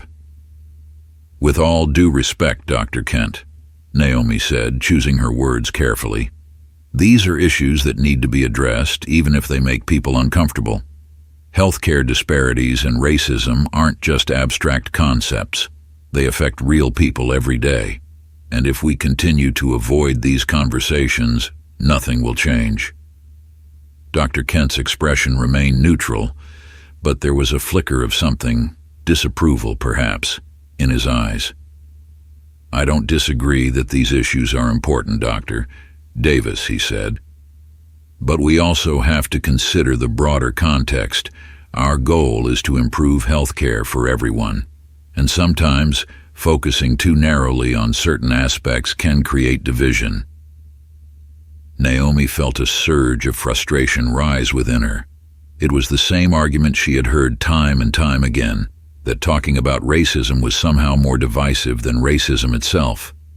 But before she could respond, Olivia stepped in.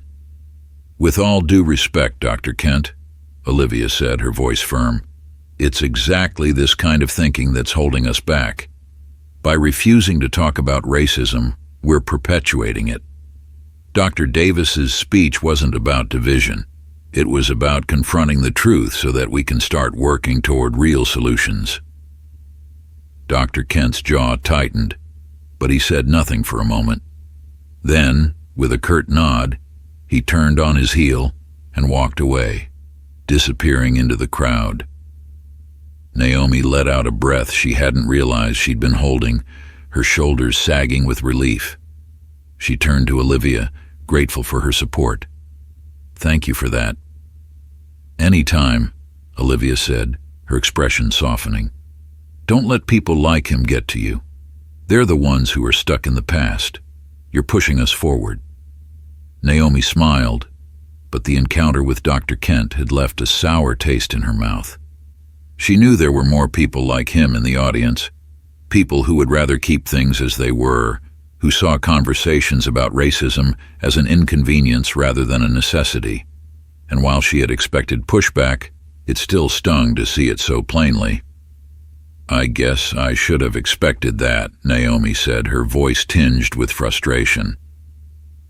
Olivia nodded. "Unfortunately, that's the reality we're dealing with. But don't lose sight of the fact that there are people who are listening, people who want to help make a change. You're not alone in this." Naomi appreciated Olivia's words, but the doubt was already beginning to creep in again. Had she been too blunt? Too confrontational? She had tried to strike the right balance, but the reaction from Dr. Kent reminded her of how fragile that balance could be. "I know," Naomi said, forcing a smile. "It's just hard sometimes, you know? You want to believe that people will listen, but then you get reminded that there are still so many who don't want to hear it." Olivia placed a hand on Naomi's shoulder, her gaze steady. "Change doesn't happen overnight, Naomi. But you've planted a seed today. Trust that." Naomi nodded, though the weight of the day's events still pressed down on her. As Olivia excused herself to head to another session, Naomi remained by the table, staring into her coffee cup. The doubts that had surfaced in the green room returned in full force. For every person like Olivia, there was someone like Dr. Kent, someone who wasn't ready to confront the truth. A familiar voice interrupted her thoughts. "I saw Dr. Kent come over. Let me guess. He wasn't too happy with your speech?" Naomi looked up to see Michael approaching, his expression both amused and concerned. She gave him a small, tired smile. "How'd you guess?" Michael shook his head. It's always the same with guys like him. They think talking about racism is what causes division, rather than the racism itself. Yeah, that was pretty much his argument, Naomi said, setting her coffee down on the table. It's just frustrating. I knew not everyone would be receptive, but hearing it face to face like that, it's exhausting. Michael's gaze softened. I know, but you're doing the right thing. And for every person like him, there's someone who's ready to listen. You just have to keep pushing. Naomi sighed, running a hand through her hair. It's hard not to feel like I'm just shouting into the void sometimes. Like, how many times do we have to have this conversation before something actually changes? I get it, Michael said. But that's the thing about change. It's slow, frustratingly slow, but it does happen. And you're part of that process, whether you realize it or not. Naomi appreciated his words, but doubt still lingered. She had spent her entire career fighting for change, and while she had made progress, the resistance she faced felt never-ending. I just wish it didn't have to be this hard, Naomi admitted, her voice quiet. Michael nodded. I know, but you're not alone, Naomi. We're all in this together. Naomi met his gaze, feeling a wave of gratitude for his support. She wasn't used to relying on others. She had always been the one to carry the weight, to fight the battles alone. But Michael's presence, along with Olivia's, reminded her that she didn't have to do this by herself. Thanks, Michael, Naomi said softly. I needed to hear that. Michael gave her a small smile. Anytime. As they stood together in the bustling conference hall, Naomi felt a sense of camaraderie that eased some of the weight on her shoulders. She wasn't shouting into the void, and she wasn't alone in this fight. There were others, like Michael, like Olivia, who were standing with her, ready to challenge the system and push for change. But even as that sense of solidarity settled over her, Naomi knew that the road ahead was still long. There would be more people like Dr. Kent, more resistance, more doubt. The fight was far from over. That evening, Naomi returned to her hotel room, emotionally drained but determined to push forward. She had several meetings scheduled the next day with potential collaborators, including policymakers and healthcare executives interested in expanding her advocacy work into broader initiatives.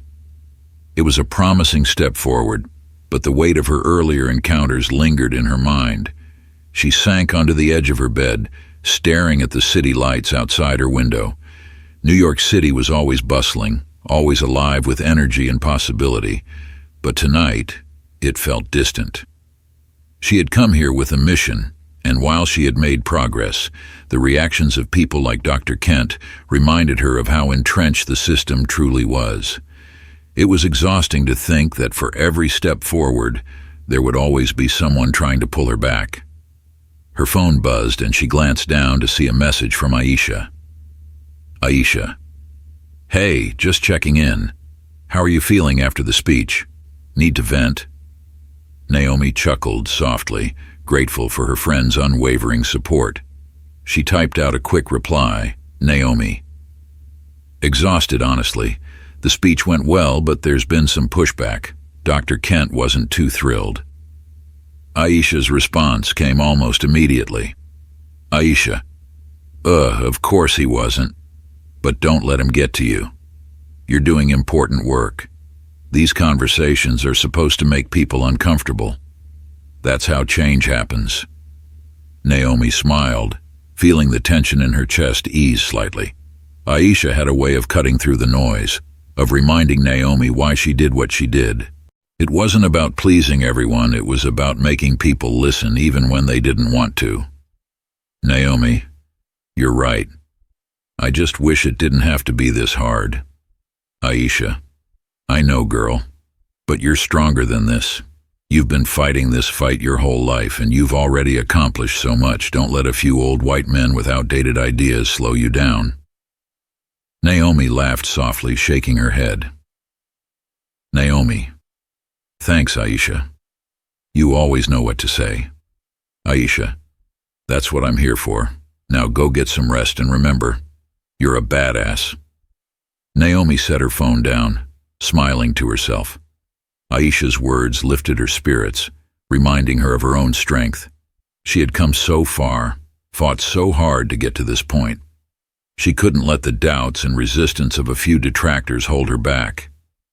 But as she lay down on the bed, the weight of the day still pressed down on her. Tomorrow would bring more challenges, more meetings, more conversations about how to turn her words into action. The idea excited her, but it also exhausted her. How many more battles would she have to fight? How many more times would she have to convince people that her experiences and the experiences of others like her were valid? As Naomi closed her eyes, she thought back to her time in medical school, to the years she had spent proving herself over and over again. She had always been the only black woman in the room, always the one who had to work twice as hard to be taken seriously. And now, even after everything she had accomplished, she was still fighting for the same things.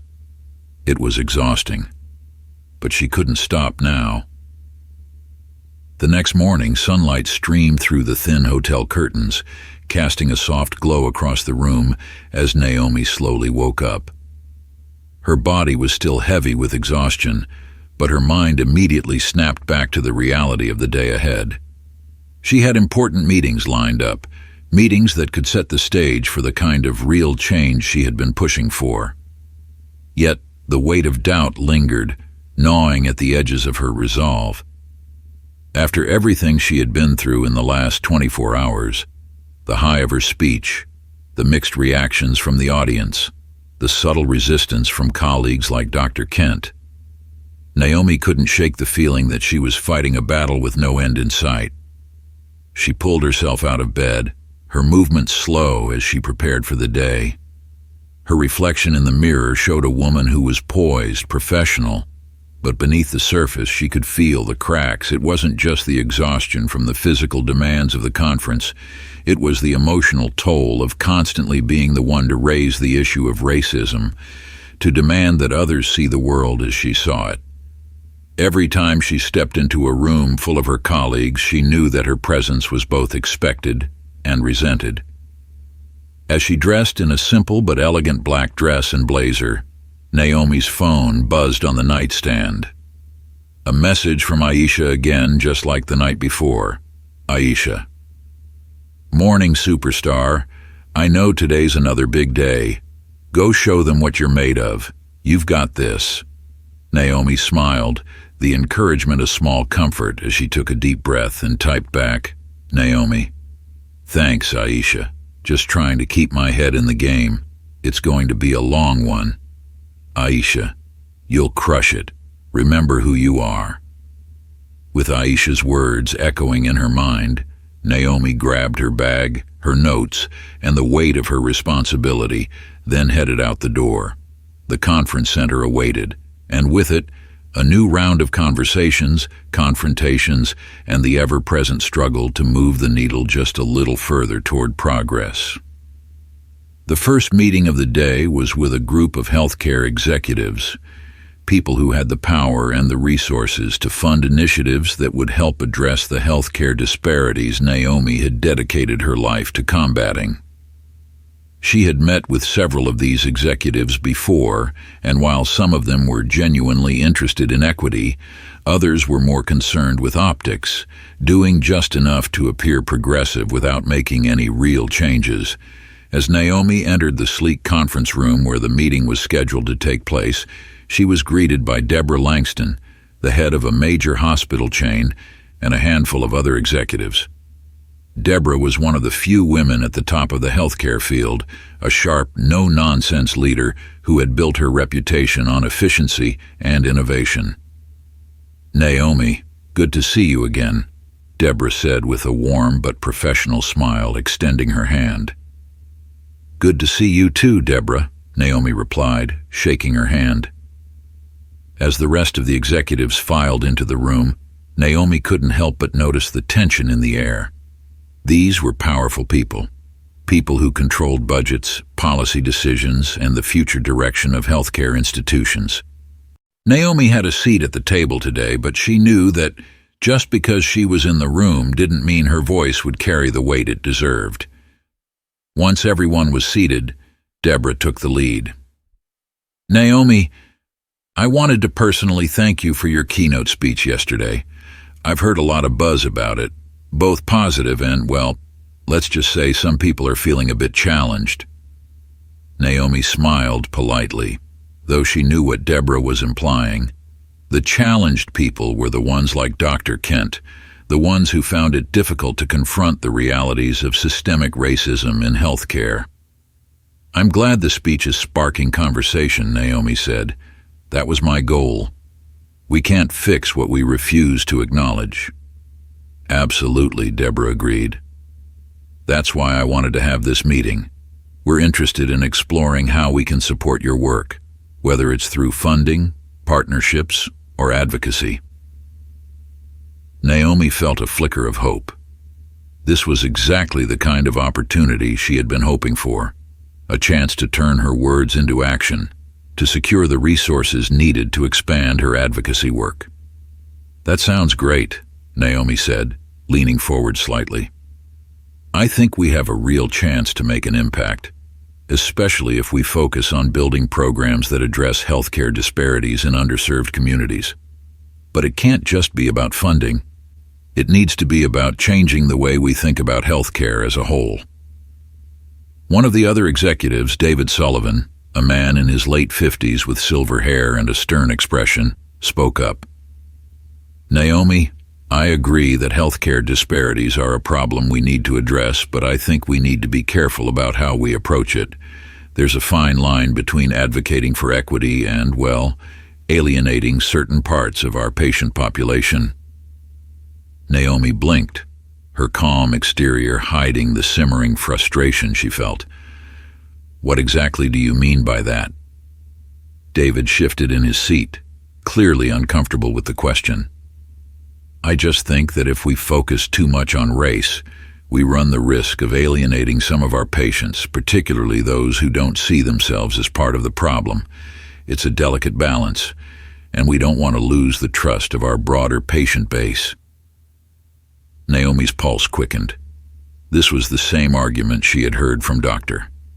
Kent and so many others. The idea that discussing racism would somehow alienate people who refused to see it was one of the biggest obstacles to real change. With all due respect, David, Naomi said, her voice steady but firm. The trust we need to build is with the communities that have been marginalized and ignored for far too long. If we keep prioritizing the comfort of those who don't want to acknowledge the problem, then we're just perpetuating the very inequities we claim to be addressing. There was a moment of silence as David considered her words. Deborah, sensing the tension, stepped in. I think what Naomi is saying is that we can't be afraid to have uncomfortable conversations.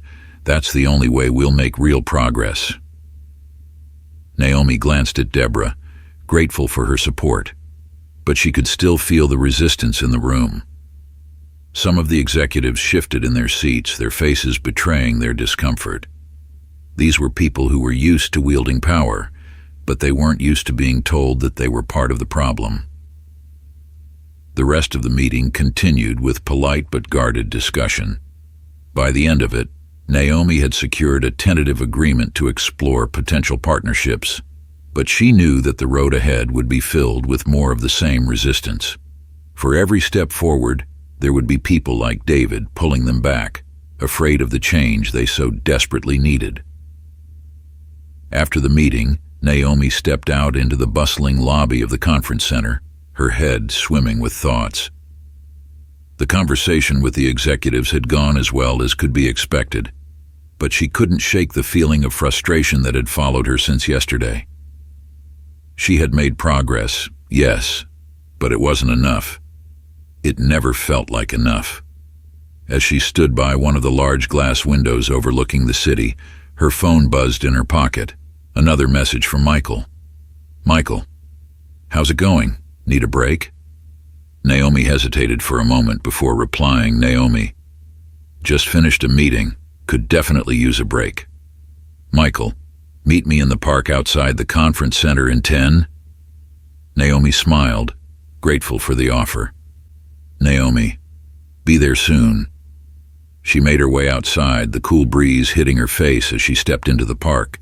The hustle and noise of the city seemed to fade as she spotted Michael sitting on a bench near the fountain, his expression relaxed but focused. "Hey," Naomi said as she approached, sitting beside him. "Hey," Michael replied with a smile. "How'd the meeting go?" Naomi sighed, leaning back against the bench. "About as well as could be expected. They're interested, but there's still so much hesitation. People worried about alienating patients or making things too political." Michael nodded, his expression thoughtful. "Yeah, I've seen that before. People don't want to confront what makes them uncomfortable, but it sounds like you're making progress." "I guess," Naomi said, her voice tinged with frustration. "It just feels like we're constantly fighting an uphill battle. For every person who gets it, there are 10 more who don't." Michael leaned forward, his elbows resting on his knees. "That's true. But look at what you've already done. You've started a conversation that most people would rather avoid. That's huge, Naomi. And yeah, it's going to be hard and it's going to take time, but you're already making a difference." Naomi turned to look at him, her eyes searching his face. Michael had been one of her biggest supporters since they had met on the plane, and his unwavering belief in her was both comforting and, at times, overwhelming. "I just don't know how much longer I can keep fighting like this," Naomi admitted, her voice quiet. "It's exhausting." Michael's gaze softened. "I know, but you don't have to do it alone. There are people who believe in what you're doing, people who are ready to stand with you, and I'm one of them." Naomi felt a lump rise in her throat, the weight of her emotions catching up with her. She had spent so long carrying the burden of this fight, of constantly being the one to push for change, that she hadn't allowed herself to really lean on anyone. But Michael's words, his presence, made her realize that maybe she didn't have to bear it all on her own. "Thank you," Naomi said softly, her voice filled with gratitude. "I don't think I've said that enough." Michael smiled. "You don't need to thank me. I'm just doing what's right. And I know you'd do the same for me." Naomi nodded, her heart swelling with appreciation. For the first time in a long time, she felt a glimmer of hope. Not just for the work ahead, but for the possibility that she didn't have to fight every battle alone. They sat in silence for a few moments, the noise of the city blending into the background as they watched the fountain's water cascade gently into the pool below. "You know," Michael said after a while, his voice light, "I think you should take the rest of the afternoon off." Naomi raised an eyebrow, surprised. "And do what?" "Something other than fighting the system for a few hours," Michael said with a grin. "We're in New York. Let's go grab some food, take a walk, anything. Just give yourself a break. You deserve it." Naomi hesitated, but then smiled, feeling a weight lifted off her shoulders. "You know what? That sounds perfect." As they stood up and made their way out of the park, Naomi felt a sense of lightness she hadn't felt in days. There was still so much work to be done, so many battles left to fight, but for now, she would allow herself this small moment of peace. She had fought hard, and she would continue to fight. But she wasn't alone. Naomi and Michael spent the afternoon wandering through the streets of New York, the tension of the conference fading with each step. The city was alive with its usual energy. People hurrying past on their way to meetings, tourists snapping photos of skyscrapers, the constant hum of traffic creating a backdrop of white noise that somehow felt soothing after the intense atmosphere of the conference center. They found a small cafe tucked away on a quiet street, a welcome contrast to the fast-paced world outside. The cozy warmth of the cafe wrapped around them as they slid into a booth by the window, the smell of freshly brewed coffee and pastries filling the air. Naomi hadn't realized how hungry she was until she sat down, her stomach growling in anticipation. Michael ordered for both of them, lattes and croissants, and as they waited for their food, Naomi leaned back in her chair, allowing herself to relax for the first time in what felt like weeks. "So," Michael said, his eyes twinkling with amusement, "are you finally taking a breath?" Naomi chuckled softly, shaking her head. "Yeah, I guess I am. It's been a whirlwind, and I'm not used to slowing down." "I figured," Michael said, leaning forward with a smile. "That's why I thought a break was in order. You can't keep running on empty." Naomi nodded, taking in his words. He was right. She had been pushing herself nonstop for so long, carrying the weight of her advocacy work, her medical career, and the constant battle for recognition in a field that wasn't designed for people like her. She hadn't allowed herself much room to just breathe, to step back and enjoy the simple things. As their lattes arrived, Naomi took a sip, savoring the rich, warm flavor as it spread through her chest. It was a small pleasure, but at that moment, it felt like exactly what she needed. "You know," Naomi said, setting her cup down, "I used to love these quiet moments. When I first started medical school, I would take myself out for coffee between classes just to clear my head, but then everything got so intense. I guess I forgot how to slow down." Michael smiled, his eyes soft with understanding. "Yeah, life has a way of doing that, but it's important to find those moments again. You deserve that, Naomi." Naomi smiled, feeling a sense of warmth spread through her. She hadn't expected to feel this comfortable, this at ease with someone she had met only days ago. But Michael's presence was calming, and his unwavering support had become something she didn't realize she needed until now.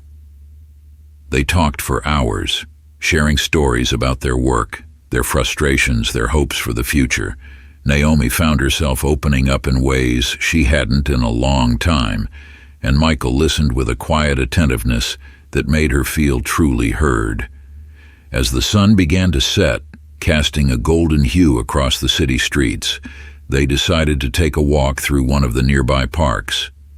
The trees swayed gently in the evening breeze, their leaves catching the last rays of sunlight as they strolled down the path. For the first time in days, Naomi allowed herself to feel light, to let go of the constant pressure that weighed her down. She knew that the challenges of her work weren't over, that the road ahead was still long and filled with obstacles, but in this moment she felt a glimmer of hope. "Thank you," Naomi said softly as they walked. "For everything. I didn't realize how much I needed this." Michael smiled, glancing at her with warmth. "You don't have to thank me, Naomi. I'm just glad I could be here."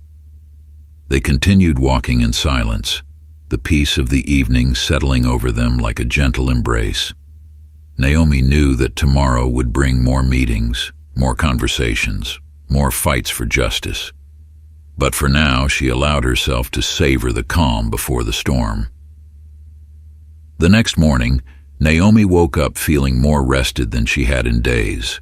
The afternoon spent with Michael had given her the space to breathe, the chance to recharge and let go of the pressure she had been carrying since her keynote speech. But now, as the sunlight crept through the hotel curtains, she knew it was time to dive back into the fray.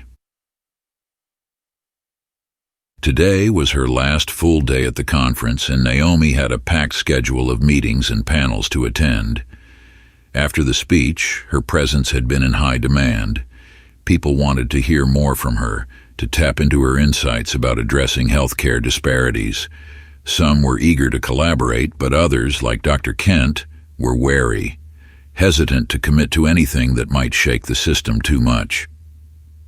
Naomi sat at the small desk in her hotel room, reviewing her notes for the day. She had meetings with hospital administrators, potential partners for community health initiatives, and a roundtable discussion on healthcare reform. But the meeting she was dreading most was a one-on-one with Dr. Kent. It had been scheduled after their tense exchange, and Naomi wasn't sure whether he wanted to continue the conversation or simply smooth over the awkwardness with empty pleasantries. Either way, she wasn't looking forward to it. As she packed her bag, her phone buzzed with a message from Michael. "Michael, good luck today. Let me know if you need another coffee break." Naomi smiled, her nerves settling slightly, as she replied, "Naomi, thanks. Might take you up on that later. It's going to be a long day." With a deep breath, she grabbed her bag and headed out the door, ready to face whatever the day had in store for her. The first meeting of the day went smoothly. Naomi had spoken with a group of hospital administrators who were genuinely interested in addressing healthcare disparities. They discussed potential collaborations, community outreach programs, and the importance of training medical staff to recognize and combat racial bias. It was the kind of productive conversation Naomi had hoped for, and it left her feeling optimistic. But as the morning wore on, the weight of the upcoming meeting with Dr. Kent loomed larger in her mind. By lunchtime, Naomi felt the familiar knot of tension forming in her stomach. She had faced men like Dr.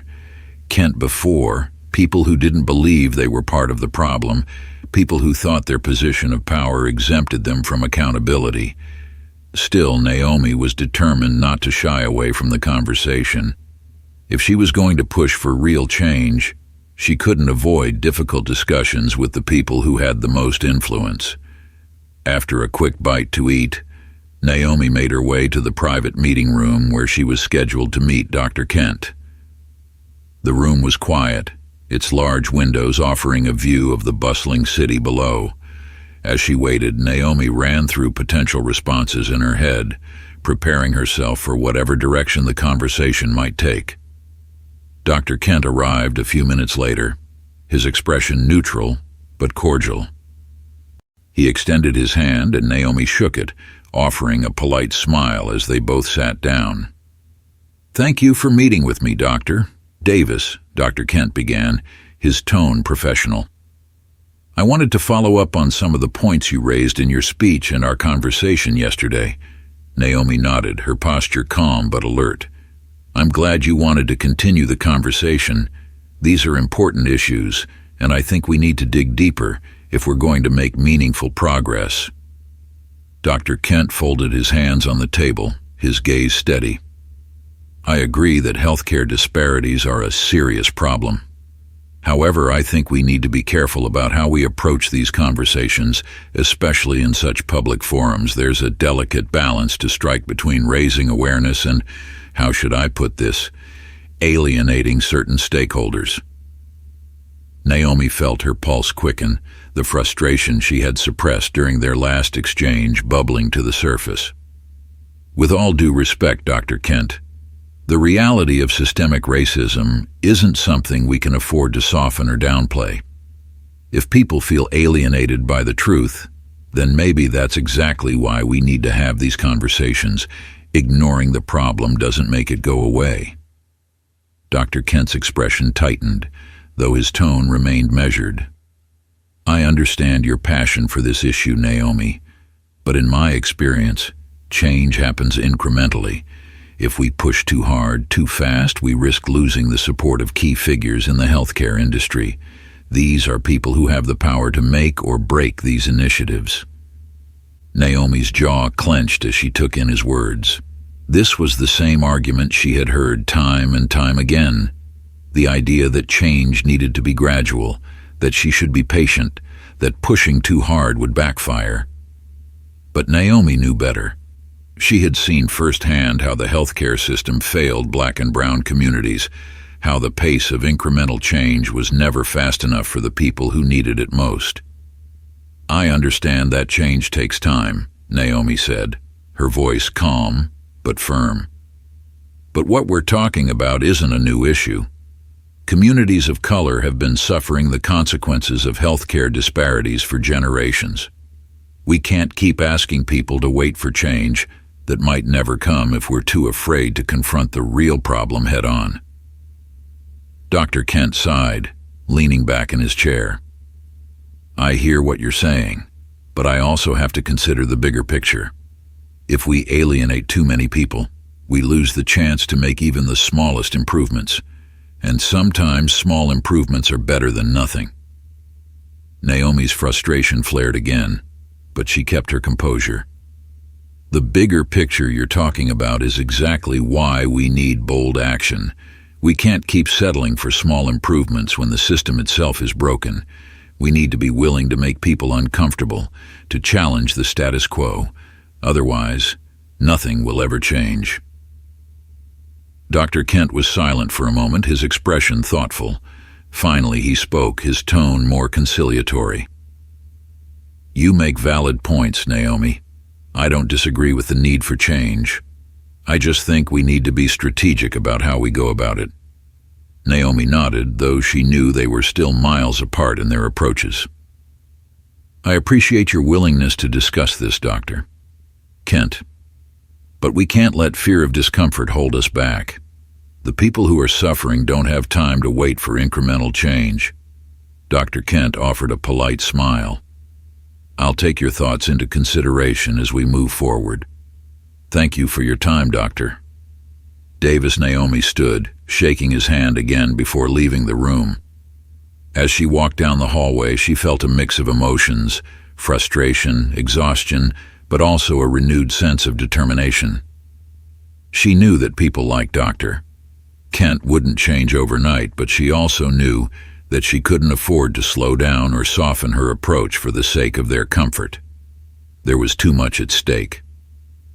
The conference wound down as the day progressed, but Naomi's mind was still spinning from her conversation with Dr. Kent. It wasn't just his resistance that bothered her. It was the realization that despite all her efforts, the healthcare system she had dedicated her life to was still entrenched in the same cycles of complacency and reluctance to change. As she prepared for her final panel of the day, a discussion on the future of healthcare equity, Naomi felt a growing sense of conflict within herself. She had spent her career fighting for incremental progress, believing that each small victory would add up to something greater. But now, after years of pushing for change and encountering the same resistance, she wondered if her approach had been too cautious. Had she been holding back, trying to accommodate people like Dr. Kent, when she should have been demanding more? The panel discussion started smoothly, with a mix of voices offering perspectives on how to address healthcare disparities. Naomi spoke about the importance of community health programs and training medical professionals to recognize and address racial bias. But as the conversation progressed, she found herself growing restless. The other panelists, while well-meaning, seemed to be offering the same solutions she had heard 100 times before. Better data collection, increased funding for research, more diversity in hiring practices. These were all important steps, but they weren't enough. They weren't addressing the root of the problem, the systemic racism that underpinned the entire healthcare industry. Naomi's heart pounded as she debated whether to speak up, to push the conversation in a more radical direction. She knew that doing so could alienate some of the people in the room, people who had the power to fund and support her work. But she also knew that staying silent, sticking to the safe, incremental solutions, wasn't going to bring about the change she was fighting for. As the moderator turned to Naomi for her closing thoughts, she made a decision. I appreciate the ideas that have been shared today, Naomi began, her voice steady but laced with conviction. But I think we're missing something crucial in this conversation. We keep talking about the symptoms of the problem, disparities in care, lack of representation, funding gaps, but we're not talking about the cause. And the cause is systemic racism. The room grew quiet as Naomi continued, her words cutting through the polite, measured tone of the panel. The healthcare system wasn't built for people of color, Naomi said, her gaze sweeping the room. It was built to serve a select few, and the rest of us have been left to navigate a system that devalues our lives. We can't keep pretending that small changes, more data, more diversity, are enough. We need to dismantle the structures that perpetuate inequality and rebuild them in a way that serves everyone. The tension in the room was palpable, but Naomi pressed on. I know these conversations make people uncomfortable. I know it's easier to focus on surface-level solutions that don't challenge the status quo. But the truth is, the status quo is killing people. And if we're serious about healthcare equity, we need to be willing to face that truth, no matter how hard it is.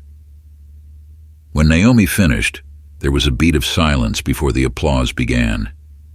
It wasn't thunderous. It wasn't the kind of overwhelming support she had received after her keynote speech, but it was there. And at that moment, Naomi knew she had made the right choice. She had spoken her truth, and that was what mattered. After the panel, Naomi stepped outside for some fresh air. The cool evening breeze was a welcome relief from the intensity of the conference, and as she stood on the steps of the conference center, she let herself breathe. The doubts she had carried with her all day began to fade, replaced by a sense of clarity. She had made her choice.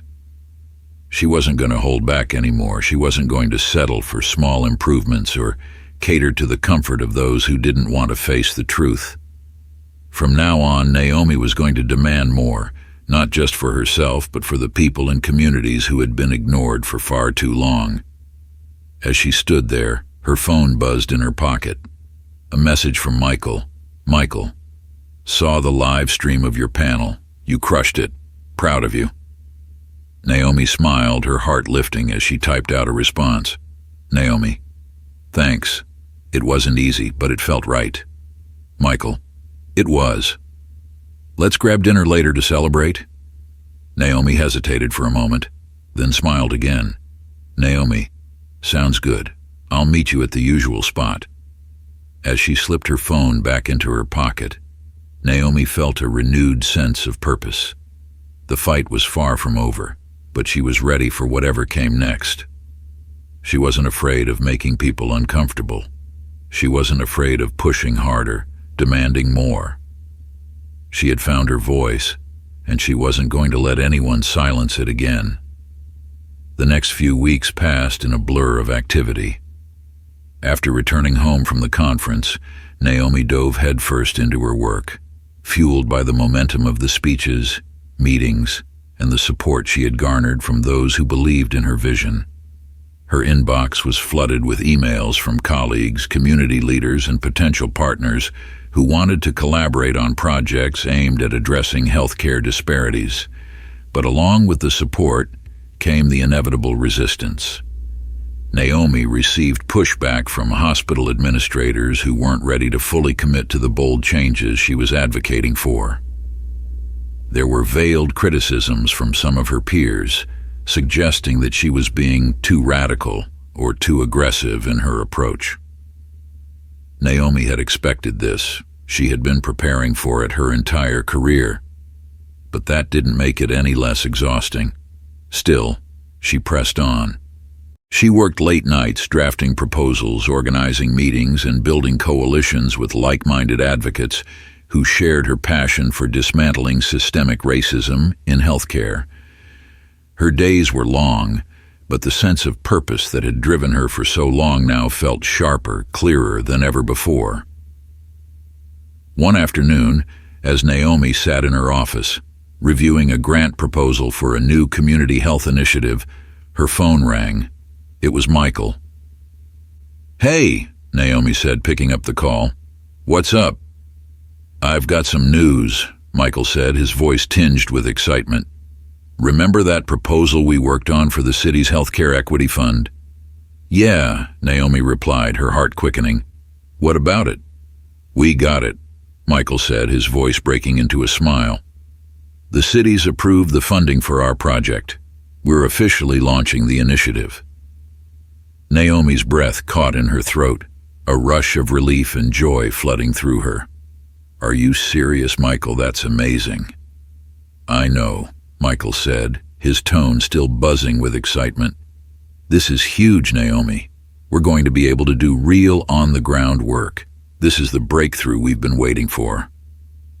Naomi leaned back in her chair, letting the news sink in.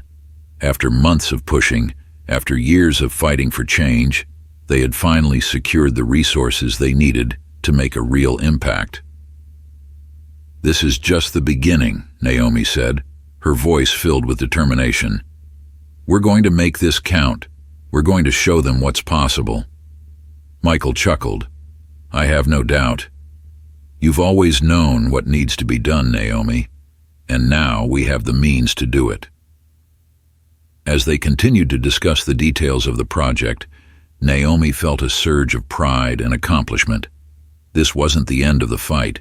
It was the beginning of a new chapter, one where her work could finally translate into tangible change. There were still obstacles ahead, but for the first time in a long time, Naomi felt like she was on the brink of something truly transformative. After the call ended, Naomi sat at her desk, staring out the window at the city skyline. The road ahead would be long, but she wasn't walking it alone. She had allies, people like Michael, Olivia, and the countless others who had joined her in this fight. And together they were going to push forward no matter how hard it got. Naomi reached for her phone again, typing out a quick message to Aisha. "Naomi, we did it. The project's been approved. It's happening." Aisha's response came almost immediately. "Aisha, yes. I knew you would do it. This is only the beginning, Naomi. The world better get ready for you." Naomi smiled, her heart full. Aisha had been right all along. This was just the beginning. She wasn't done fighting, not by a long shot. The next few months were a whirlwind for Naomi. After securing funding for the Healthcare Equity Initiative, her days became a blur of meetings, planning sessions, and outreach efforts. She was working closely with Michael and a core team of doctors, community leaders, and healthcare advocates, all united by a shared vision: to create a healthcare system that truly served marginalized communities. The initiative, officially named the Equity and Care Alliance, ECA, was ambitious in scope. It aimed to address both the immediate needs of underserved populations and the long-term structural issues that perpetuated disparities. The plan involved setting up mobile clinics in low-income neighborhoods, training healthcare providers on recognizing and addressing implicit bias, and establishing partnerships with local organizations to ensure that care was both accessible and culturally competent. Naomi had never felt more energized.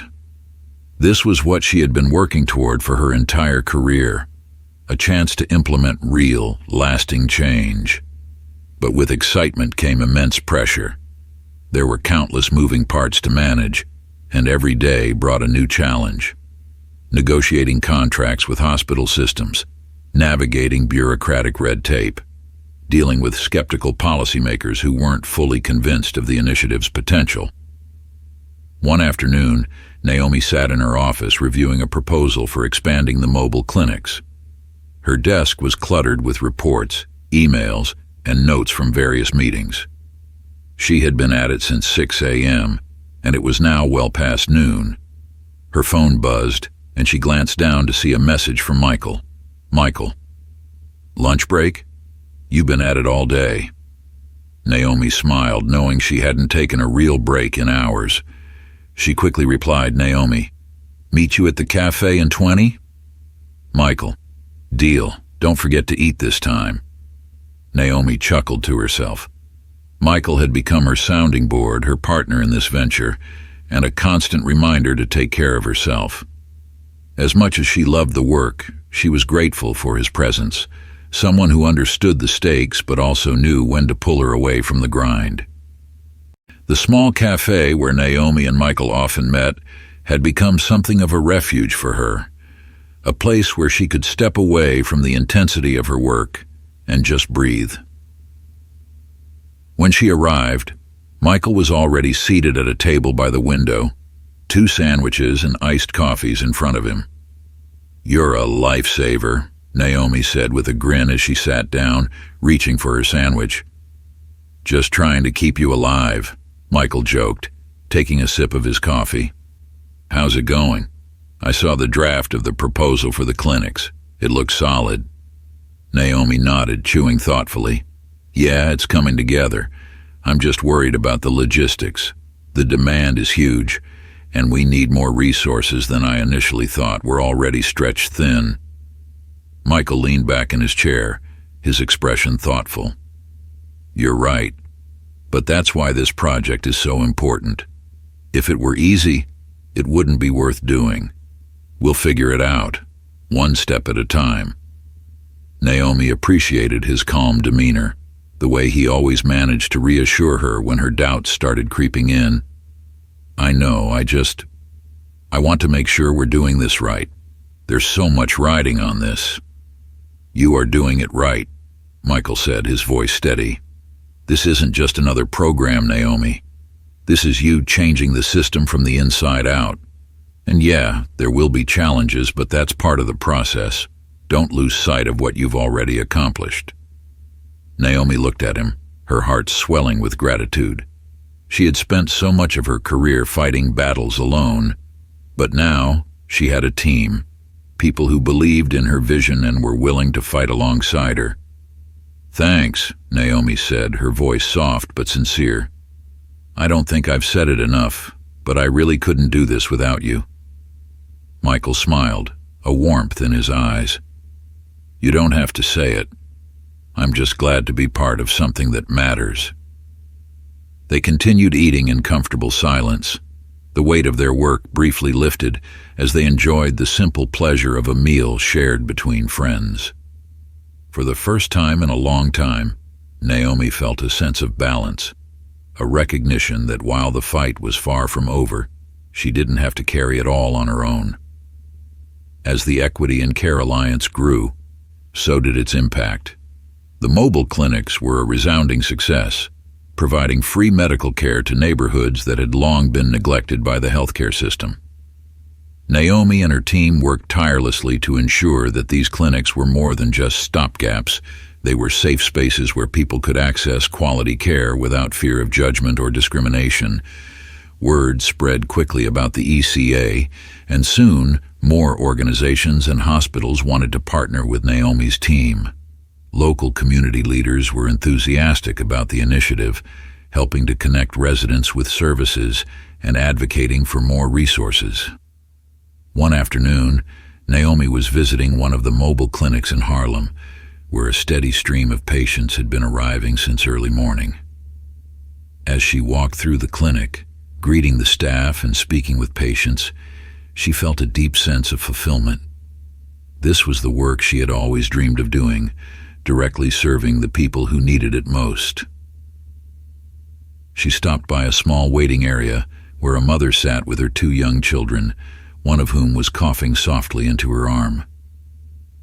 "Hi there," Naomi said warmly, kneeling down to the child's level. "How are you feeling today?" The little girl, no more than 6 years old, looked up with wide eyes, clearly shy but curious. Her mother smiled gratefully at Naomi. "She's been having some trouble breathing," the mother explained, her voice tired but relieved. "But I couldn't get an appointment anywhere. This clinic has been a godsend." Naomi's heart swelled. This was why she had fought so hard for the ECA, for families like this one, who had been left out of the healthcare system for too long. "We'll make sure she gets the care she needs," Naomi said, standing up and placing a reassuring hand on the mother's shoulder. "You're in good hands here." The mother smiled again, her eyes welling up with gratitude. "Thank you. Thank you so much." As Naomi walked away, she felt a deep sense of purpose. Every interaction like this reminded her of why she had dedicated her life to this work. It wasn't just about the policies or the programs. It was about the people, the families, the children whose lives were being changed because someone cared enough to fight for them.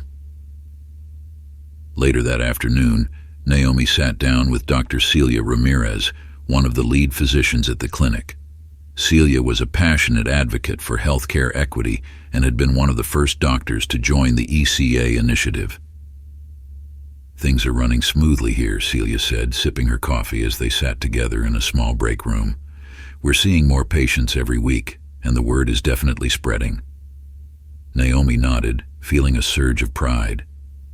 "That's great to hear. I'm hoping we can replicate this model in other cities soon." Celia smiled. "You will. This is just the beginning. And I have to say, Naomi, you've built something incredible here. I've never seen a program that's this focused on community and equity. It's rare, and it's making a difference." Naomi's chest tightened with emotion. She had always believed in the power of this work, but hearing it affirmed by someone like Celia, someone who was in the trenches with her every day, meant the world. "Thank you, Celia," Naomi said, her voice soft. "I couldn't have done it without you and the rest of the team. This isn't just my vision, it's all of ours." Celia nodded, her eyes warm with understanding. "True, but you're the one who pushed it forward, and we're all behind you." As they sat together, discussing the future of the ECA and the challenges ahead, Naomi felt more connected to her work than ever before. This wasn't just about her anymore. It was about the community they had built, the network of people who shared her passion for justice and equity. As the months passed, Naomi found herself thinking more and more about the journey that had brought her to this point. The long hours, the difficult conversations, the moments of doubt and frustration, they had all led to something meaningful, something tangible. But as proud as she was of the ECA's success, Naomi knew there was still so much more to be done. One evening, after a long day of meetings and clinic visits, Naomi sat on the rooftop of her apartment building, gazing out at the city skyline. The stars fainted against the bright lights of New York, but they were there, twinkling in the distance. The cool night air was refreshing, and for the first time in weeks, Naomi allowed herself to simply be still. As she stared out at the city, her mind drifted back to the early days of her career. The long hours in medical school, the constant pressure to prove herself in a field dominated by people who didn't look like her, the microaggressions she had endured from colleagues and patients alike. She had always known that being a black woman in medicine would come with challenges, but she hadn't fully understood just how deep those challenges would run until she was in the thick of it. But despite all the obstacles, despite all the moments when she had questioned whether she could keep going, Naomi had never given up. She had pushed through doubt, resistance, the fear, and now she was seeing the fruits of that labor. Her phone buzzed in her pocket, and she pulled it out to see a message from Aisha. "Aisha, I saw the article about the ECA in the paper today. You're a superstar, Naomi. So proud of you." Naomi smiled, her heart swelling with pride. The ECA had been featured in a local newspaper earlier that week, and the article highlighted the impact of mobile clinics and the work they were doing to address healthcare disparities in the city. "Naomi, thanks, Aisha. It's been a crazy ride, but it's all worth it. Aisha, you're changing the world, one step at a time. Don't ever forget that." Naomi's eyes welled with tears as she read the message. Aisha had been there for her through every step of this journey, through the highs and the lows, the victories and the setbacks. She had always believed in Naomi, even when Naomi had struggled to believe in herself. "Naomi, I won't forget. Thank you for always having my back." As Naomi set her phone down, she leaned back against the rooftop railing, taking in the vastness of the city before her. She thought about the future, the expansion of the ECA, the continued fight for healthcare equity, the countless lives still waiting to be touched by their work. There was still so much left to do, but Naomi no longer felt the crushing weight of it all. She wasn't alone in this fight. She had a team, a community, and the unwavering support of people like Aisha and Michael. For the first time in a long time, Naomi allowed herself to breathe deeply, to savor the moment of peace.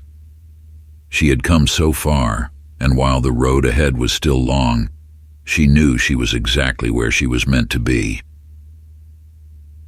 The following week, Naomi stood in front of a room full of healthcare professionals, policymakers, and community leaders at a major healthcare conference in Washington, D.C. It was a significant moment, not just for her, but for the ECA. They had been invited to present their model for addressing healthcare disparities to a national audience, and Naomi knew that this was the opportunity they had been working toward.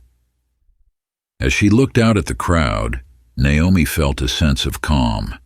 This wasn't like the keynote speech she had given months ago, where she had been filled with nerves and uncertainty. This time, she knew exactly what she wanted to say, and she had the results to back it up. She began her presentation by sharing the story of the Equity in Care Alliance, how it had started as a vision, a dream of creating a more equitable healthcare system, and how it had grown into a powerful force for change. She spoke about the success of mobile clinics, the partnerships they had forged with hospitals and community organizations, and the lives they had touched on. But she didn't shy away from the challenges either. Naomi was honest about the resistance they had faced, the pushback from people who didn't want to confront the reality of systemic racism in healthcare. She talked about the long hours, the difficult conversations, and the moments of doubt. But she also spoke about the importance of persistence in continuing to push for change, even when it seemed impossible. As she wrapped up her presentation, Naomi looked out at the audience, her voice filled with conviction. "We have a responsibility," she said, her gaze steady. "A responsibility to ensure that every person, regardless of their race, their income, or their background, has access to quality health care. The disparities we're facing aren't new, and they won't be solved overnight, but we can't wait any longer. The time for change is now." The room was silent for a moment, the weight of Naomi's words settling over the audience. And then slowly, the applause began. It grew louder, more insistent, until the entire room was on its feet, clapping in recognition of the work Naomi and her team had done. Naomi stood at the podium, her heart swelling with pride and gratitude. This was what she had fought for, this moment. This acknowledgement that change was possible, that their work was making a difference. As the applause continued, Naomi felt a sense of peace settle over her. She knew that the fight wasn't over, that there were still battles to be won and challenges to overcome, but for the first time she felt like they were truly moving forward toward a future where healthcare equity wasn't just a dream, but a reality. After the presentation, Naomi stepped off the stage and was immediately greeted by Michael, who had been sitting in the front row. His face was lit with pride as he pulled her into a quick hug. "You were incredible," he said, his voice filled with admiration. "Thank you," Naomi replied, feeling a rush of emotion. "I couldn't have done it without you." Michael smiled, his eyes warm. "You did the hard part, Naomi. You always have." Naomi laughed softly, shaking her head. "Maybe, but it doesn't feel as hard when I know I've got people like you in my corner." Michael nodded, his expression thoughtful. "Well, I'm not going anywhere. We've still got a lot of work to do." Naomi smiled, her heart full. "Yeah, we do." As they walked together out of the conference hall, Naomi felt a sense of clarity. The road ahead was still uncertain, but she wasn't afraid. She had found her purpose, and she knew that whatever challenges came her way, she was ready to face them. Because this time, she wasn't fighting alone. Years later, as Naomi looked back on the journey she had taken, she felt an overwhelming sense of pride. The Equity in Care Alliance had grown beyond anything she had ever imagined. The mobile clinics had expanded to cities across the country, and the initiative had inspired similar programs in other parts of the world. But it wasn't just about the numbers. It was about the people, the patients who had received care, the doctors who had been trained to recognize their own biases, the communities that had been empowered to demand better from their healthcare system. Naomi's work had left a lasting impact, one that would continue long after she had moved on to other endeavors. She had built something that mattered, something that would stand the test of time. As she sat in her office, the sun setting outside her window, Naomi thought about the future, about the next generation of doctors, advocates, and leaders who would carry the torch forward. The fight for healthcare equity wasn't over, but she knew that it was in good hands. And as for her, Naomi smiled to herself, feeling a sense of peace. She had done her part. She had fought for what was right, and she had won. Now it was time to let others take the lead. But she would always be there, watching from the sidelines, ready to lend a hand whenever it was needed. Because the work was never truly done. If you enjoyed this story and want to see more inspiring and thought-provoking narratives, don't forget to like, subscribe, and hit the notification bell so you never miss an